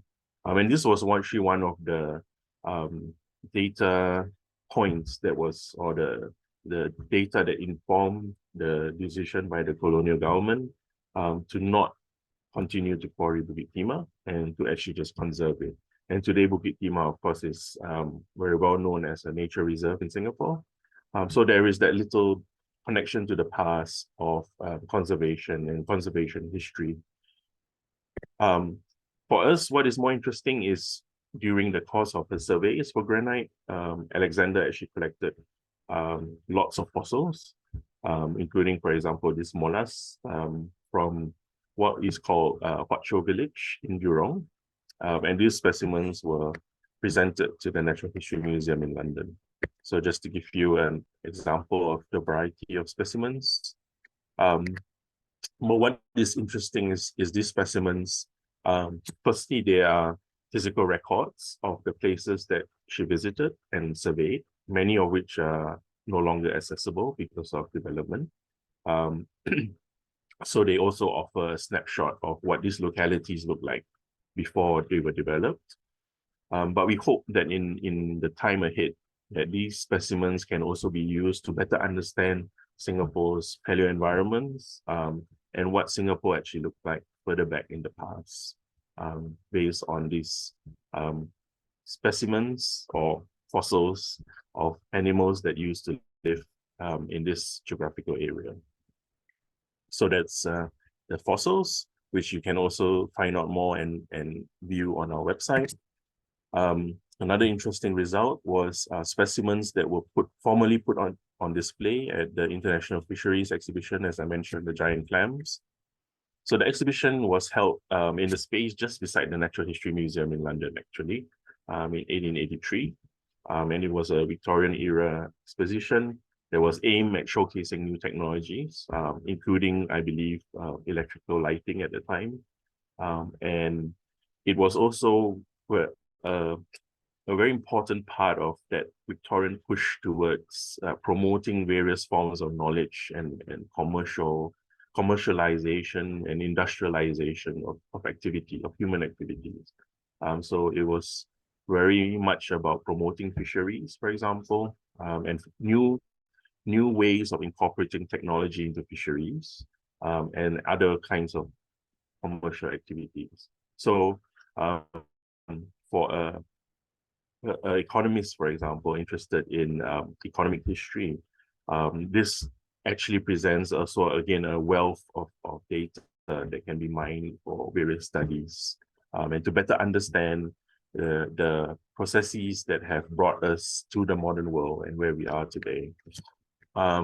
So as I mentioned, the giant clam was on display. We have not been able to locate these specimens, unfortunately, so they're probably lost. But there are several other specimens that are still extant today at the Natural History Museum. So 3 species of crustaceans that were sent to the exhibition, as well as a jar of crocodile, baby crocodiles, that were presented by the governor of Singapore. So we still, we find it very strange that crocodiles will be sent to a fisheries exhibition. We're still trying to find out more about the reason for that. But these are just some of the specimens that were put on display. The crustaceans are understandable because they would probably have been used or purchased from markets and they would be consumed for food. But the crocodile is a bit of a mystery. And in the center is one of the historical labels from the exhibition. Another interesting result of this project that we have started on are the collections of the HMS Alert. So the Alert was a surveying vessel that was sent to survey the Indian Ocean and the Pacific Ocean in the late 1800s. But in 1881 and 1882, it was ordered to visit the dry dock in Singapore as part of basically for maintenance and repairs. So that's an image of the ship. And aboard the ship was Richard William Coppinger, who in the footsteps of Charles Darwin was the ship's surgeon naturalist. And he would actually collect shallow water animals at the various ports that the ship visited. So these are some of the examples of cnidarians, corals, coral relatives. He also wrote a travel narrative of the HMS Alert. So if you're interested in the history of travel, of the way Western and European perceptions in travel writing, for example, help to shape understandings of colonies and of territories and of peoples. It's another great source of information. So this is a quote from Koppinger. So he mentioned staying at the dry dock near Singapore for 2.5 months. And he also had this woodcut of various plants that were growing in the garden in Singapore. Also aboard the Alert, the ship was a photographer who we do not know the identity of, but the person took photographs of Singapore, and not just the dock area, but also areas further inland, like the upper right-hand photograph of the reservoir. And these photographs today are now at the Royal Geographical Society in London. But again, they allow us a better understanding of the places that the ship's crew visited during the dry dock period. And it also gives us a snapshot of history from that time. Sorry, a snapshot of what Singapore looked like at the time. But of interest, of course, to us right now, 4 lots of specimens that were collected during the voyage. This one in particular is interesting. It's a Macrophthalmus crab that we know lives in usually sandy shore areas. Unfortunately, the only locality that was given was just beach. But from this, one of my colleagues actually tried to hypothesize where the specimen could have been collected from, considering the area where the ship would have been and other factors. And my colleague came to the conclusion that the nearest beach to where the ship would have been dry docked was actually at Mount Palmer, which is today, of course, is no longer extant. But there was a sandy beach there, and there are actually photographs from the same period showing the sandy shore, which fits with what we know about the crab species. And this photograph, of course, was taken by a very famous photo studio in Singapore at the time, G.R. Lambert. And it shows the foot of Mount Palmer and the beach that was immediately in front of it. And it's very possible that the specimens were collected from this very beach because it would have been accessible at the time. In the years ahead, the entire hill of Mount Palmer was cut down in order to fill this very beach, the Telok Air area, because there was already a need. There was a need for additional land to be added for various purposes and for development in Singapore. So the colonial government basically oversaw a reclamation project at Telok Air, which saw several of these hills being removed and used to fill in the water. So in a few years after the visit of the Alert, this entire area and this entire ecosystem was basically expunged. So the specimens, as I mentioned, provide us with a snapshot of what Singapore could have looked like, or some of these habitats could have looked like in the past based on their faunal assemblages. So they are interesting in and of themselves taxonomically, but they can also allow us to build a better picture of the past. So that's a close-up of the same view. And one of the things that we found from the story of the Alert, and pulling all these traits together, is that ships make very interesting, how would you put it? Like finding aids. So if you are someone who's doing research and you want to open up a wealth of knowledge and finding more data, ships make a very good entryway to actually find that information. So we have been actively trying to list down all the known voyages throughout the past 200 years that have visited Singapore, but have also collected specimens, and to try and find where the specimens now are, and to eventually digitize them. So these are just a very small sampling of some of the ships that visited Singapore and also collected animal specimens. So we have the French astrolabe and Zile, We have the Samarang and the Fly and the Alert from the UK. The Galatea 1 and the Galatea 2 from Denmark. The Novara from Austria. The specimens are, of course, still at the National Museum in Austria. The Italian Vito Pisani, which collected very interesting crabs as well. And interestingly, a local vessel, the fisheries research vessel, the Manihine, which was contracted by the Singapore colonial government to actually sample fisheries resources in and around Singapore in the 1960s. So our museum actually has some of those specimens, but some of them are actually overseas as well. So the ships are a very interesting way of trying to concentrate data in order to find out more about it.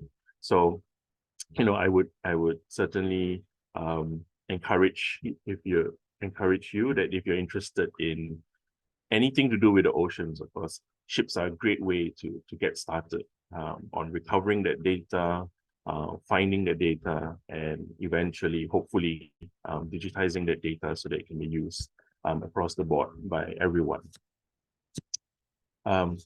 So just a very quick tour of our website, as it were, of our online resources. So this is the Signify website.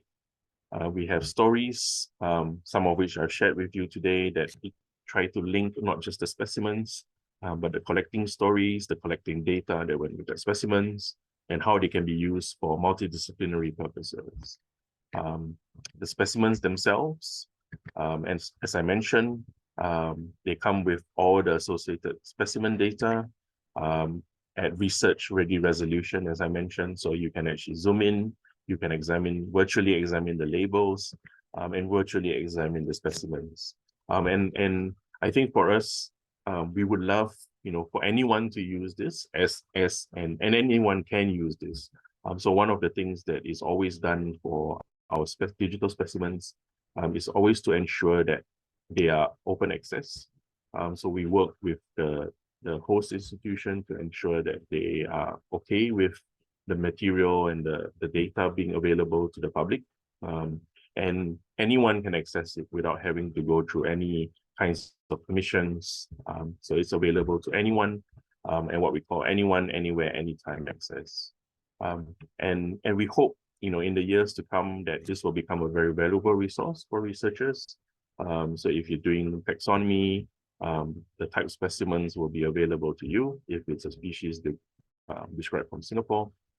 If you are an artist, for example, and you want a reference image for a particular bird or particular insect, we also hope that, you know, you can make use of these resources. So it's not just for scientific research, not just for humanities research, but basically for anyone who's interested in Singapore's historical biodiversity. And with that, I would like to acknowledge our very generous donors. So Mr. Terry McNeese, who has supported our project in honor of his father, Sir Percy McNeese, the Lee Foundation in Singapore, and Mr. Goh Kyok Kim. And I would also like to thank all my Signify colleagues, as well as all my museum colleagues and all our collaborators. Thank you very much.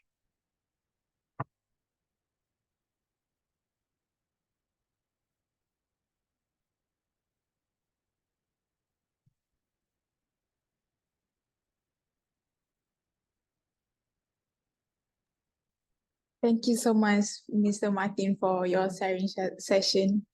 So for me, the one thing that piqued my interest was the ships. Can you elaborate more on what kind of things you find in ships? Because I don't usually hear about that kind of stuff. Okay. So, so to give you an example of the HMS Alert that I shared about, what we did was basically, if you do a very quick Google search, you will actually find, for example, that there are logbooks of the voyage. So logbooks are very important. I think that there's been quite a lot of papers actually written about why logbooks are important sources of data, especially for climate data, because they would basically take things like the speed of the current, the temperature, for example, and this was done on a very regular basis because they basically need, it was hard. So of course, it must be said here that all these data collecting is not, it was meant for a purpose. So for the ship's captains and the ship's crew, the data was collected because it allowed them to understand, have a better understanding of the environment in which they were sailing in, the environment in which they were operating in. So this allowed them on the level of an individual voyage to understand, for example, they would know that if the barometer dropped, the pressure dropped, it would mean that, you would have a low pressure area, which could mean, for example, inclement weather. So that's at the level of an individual voyage. And all this data, of course, went into the logbook, which was a mandated, it was a necessary part of their operation. But at the same time, for example, for naval ships in the UK, the British Admiralty was also requiring these ships to collect the data because they realized that this data could actually be pooled for a better understanding of the world's oceans, in order to better understand how oceans behave in that sense. So things like seasonal changes in weather. And again, this was not, it wasn't just for, wasn't because they were just doing it out of the goodness of their hearts. They were actually wanting to understand the oceans better. So again, that their navy could operate more effectively worldwide, because at the time, Britain, of course, had a very powerful navy, and it was one of the ways in which they projected that data, that influence and that power. But because of all these factors, we end up with all these data. So we have the logbooks with climatic data. Like I mentioned, from a Google search, you actually be able to find out that the Royal Geographical Society has photographs from this period of Singapore, which were made during the voyage. If you go to, for example, the Natural History Museum, so if you have a rough idea of where the specimens might be, for example, you could use GBIF to find out more about specimens that were collected. So if, hopefully, cross fingers, if the voyage was from the specimens are now in a museum that is an active participant on GBIF, you should be able to find the specimens. But just that one ship's name allows you to unpack all these various kinds of data. So that was what I was trying to say with that slide with all the different ships, that they allow, that the ships allow you basically they act as nodes for you to pull in different sources of data. And of course it's ocean based, so it's used for people who are interested in marine biology and oceanography. Yeah, thank you. That was very clear. From one shape, we can find a lot of data and info just from that one shape. Oh, I have another question. Does Signify have an internship position? A personal question of mine. At the moment, we don't, because we're still, it's only been about a year plus. So we are still very much in the trying to gather the real core data that we are interested in. But as all that data comes in, we will, I think, be able to, because we do not, of course, we want it to be an intern. If we do offer internships, we want them to be, we want the people who come to join us to actually take away something from it. So I think in the time ahead, hopefully we will have enough data, and we will have at least made some preliminary sense of the data, that we can actually allow, or to have, that it would allow for a more useful and productive form of internships if we do offer them. Yeah, so I think it will happen at some point. Yeah, but we'll see. Okay. Hopefully when I'm done, I can I can join you guys. Okay. We have a question from the chat from Fawaz Asfar. His question is, what ethical consideration and data privacy concern should be taken into account when sharing marine specific data, particularly when the species is endangered or potentially become endangered by illegal collectors? Yes, so thank you very much for that question. I think that is an important question to ask. So as you would know, in a lot of data aggregating platforms, including GBIF, for example, it's actually the museums who provide the data. And of course, not every single last bit of data is shared with the public, precisely for reasons like this. So in Singapore, for example, we are very aware that because Singapore is so small, especially for terrestrial animals, if you give the precise geographical coordinates of where a particular specimen was collected, you risk people actually harming that species because they may very well go out and collect or poach the species or try to do it at least.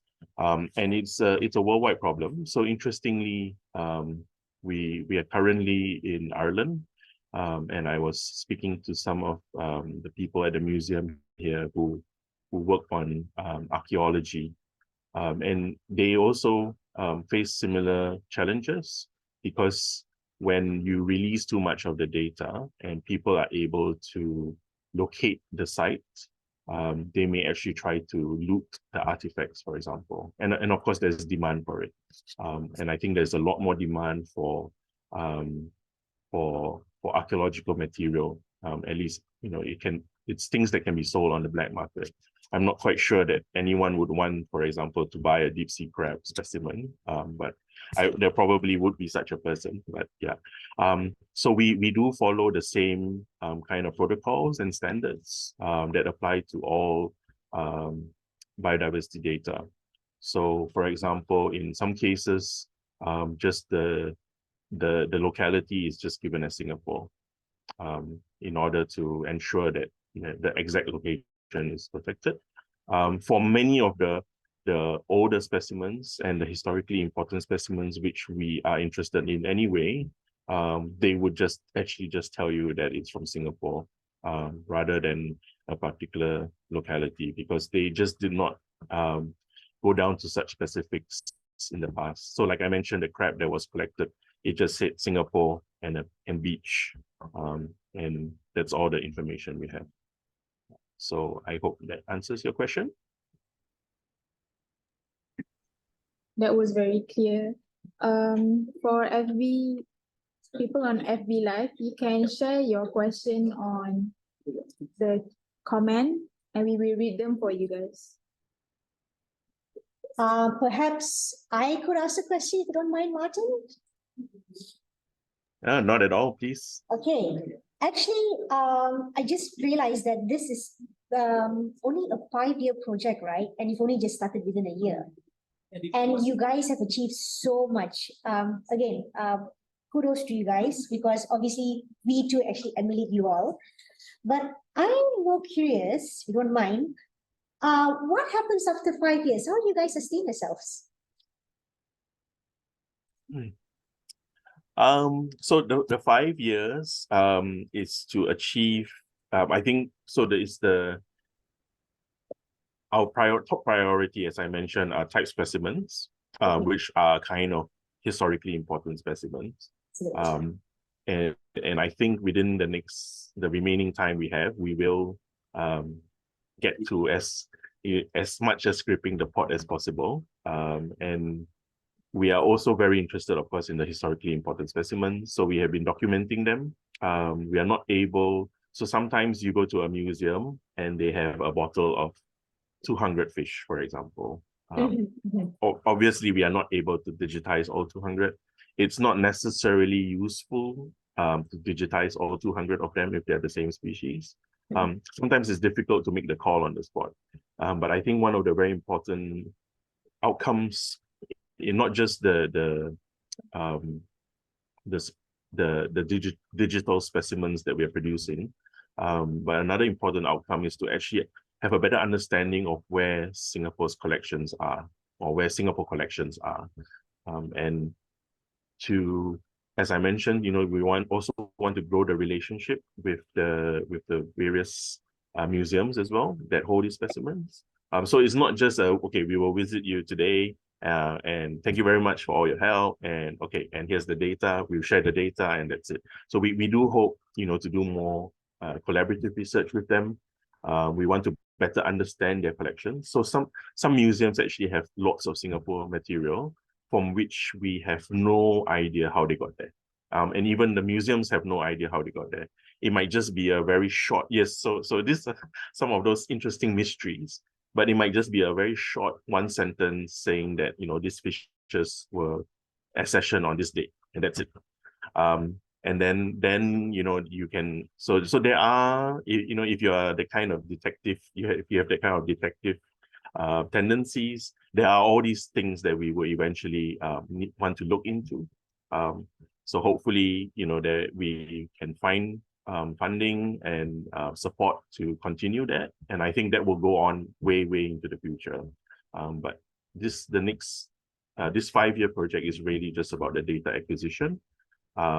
And I think in many ways as well, it's a test of the kinds of resources, the kinds of efforts that are needed to actually do such a project.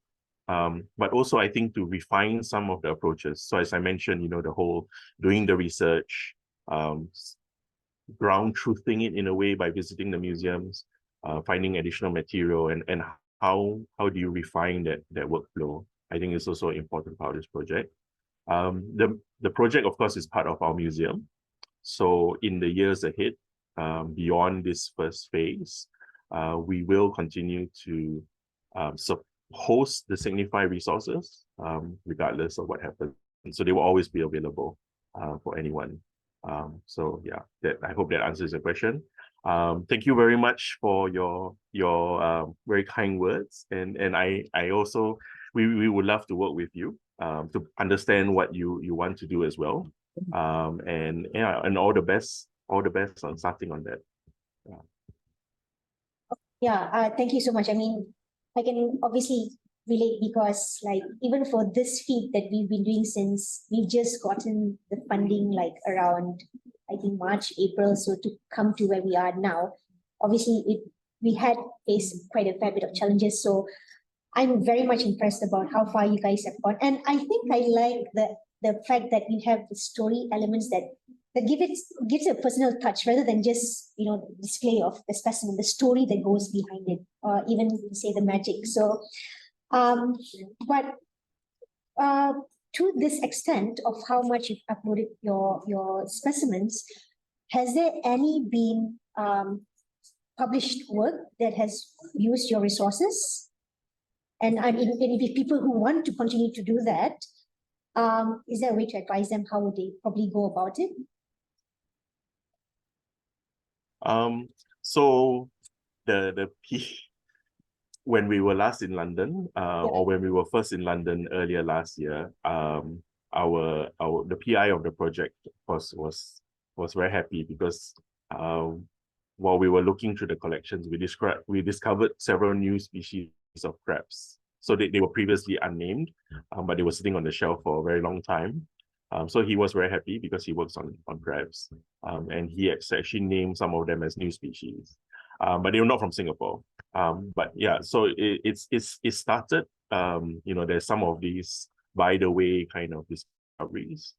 We are working on using some of the data for publication, for our own research.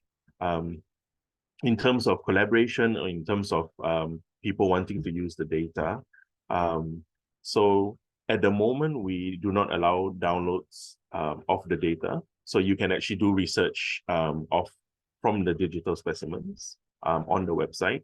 But we're more than happy to provide the images for anyone who wants to use them for their research, as you know, because it is open access.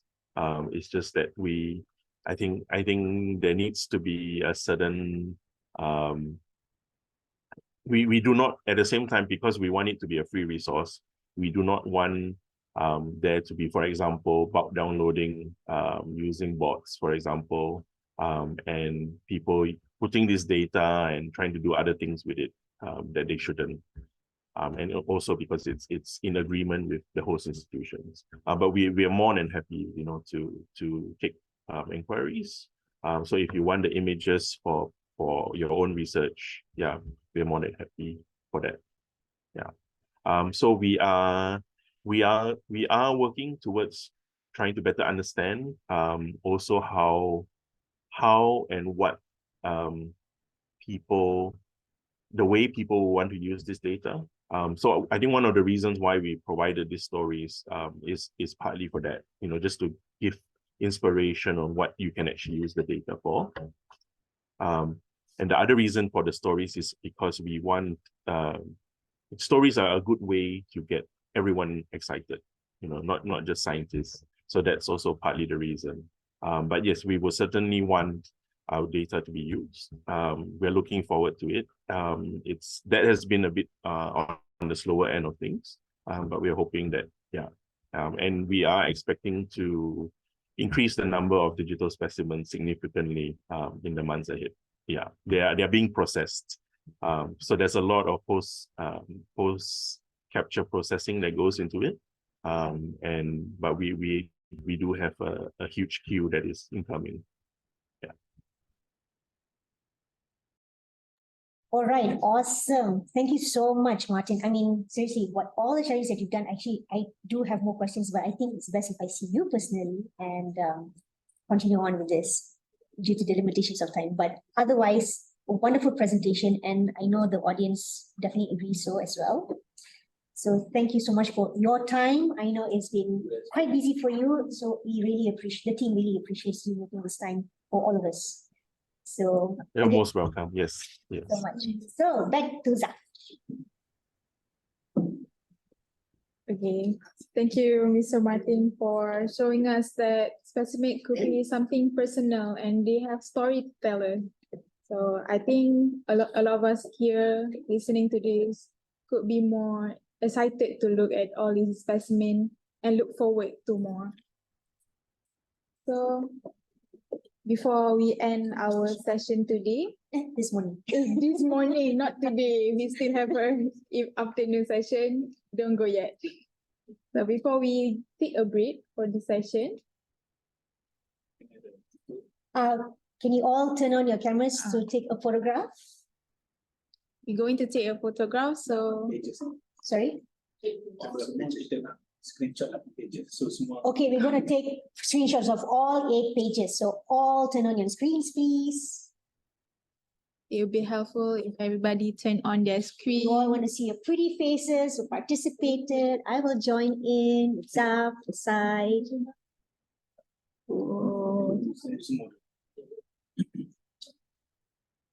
Oh, probably use the team, the whole team. Yes, the whole team. All those have been working hard, laboring hard for us. Please, please come. Sing it out. Untung lah.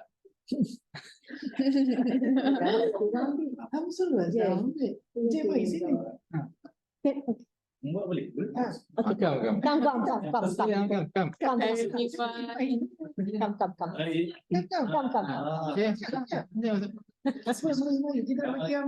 Please turn on your camera.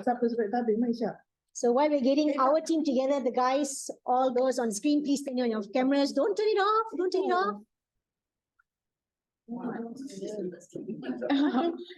Some more.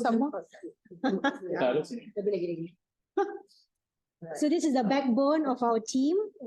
Without them, MAQIVE would not be made possible.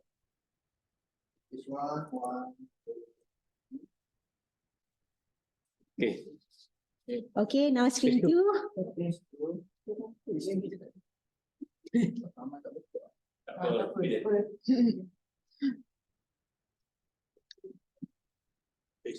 Page 3. Page 4.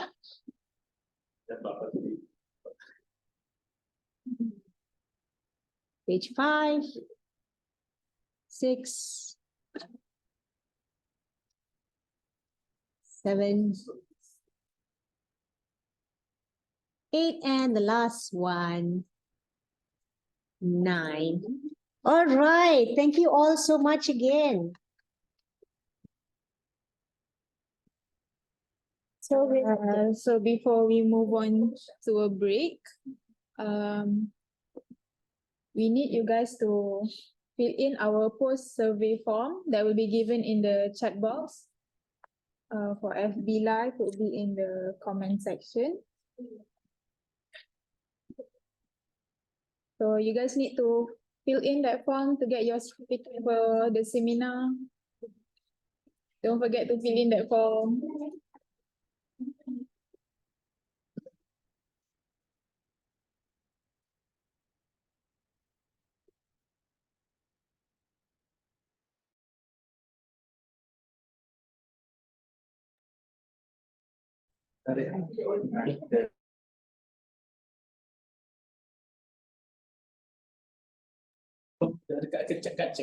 The form is in the chat box. Take some time to fill in.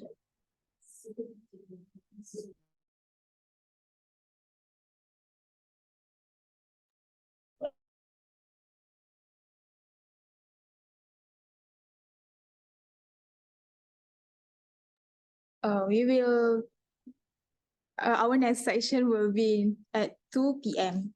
So take a break, have some lunch, drink some water, and come back. So for some of you guys, apparently there's no form. For the team, can you please share the link again for the post survey? Okay. So for Noratika, where you mentioned, can I know where the form is? The form should be there now. It was just recently shared. So for those who need to fill out the survey, please do so. And we'll see you guys at 2 p.m. Stay tuned. Oh, okay. For Facebook as well. It's under the comment section on Facebook, yes. So please be on alert.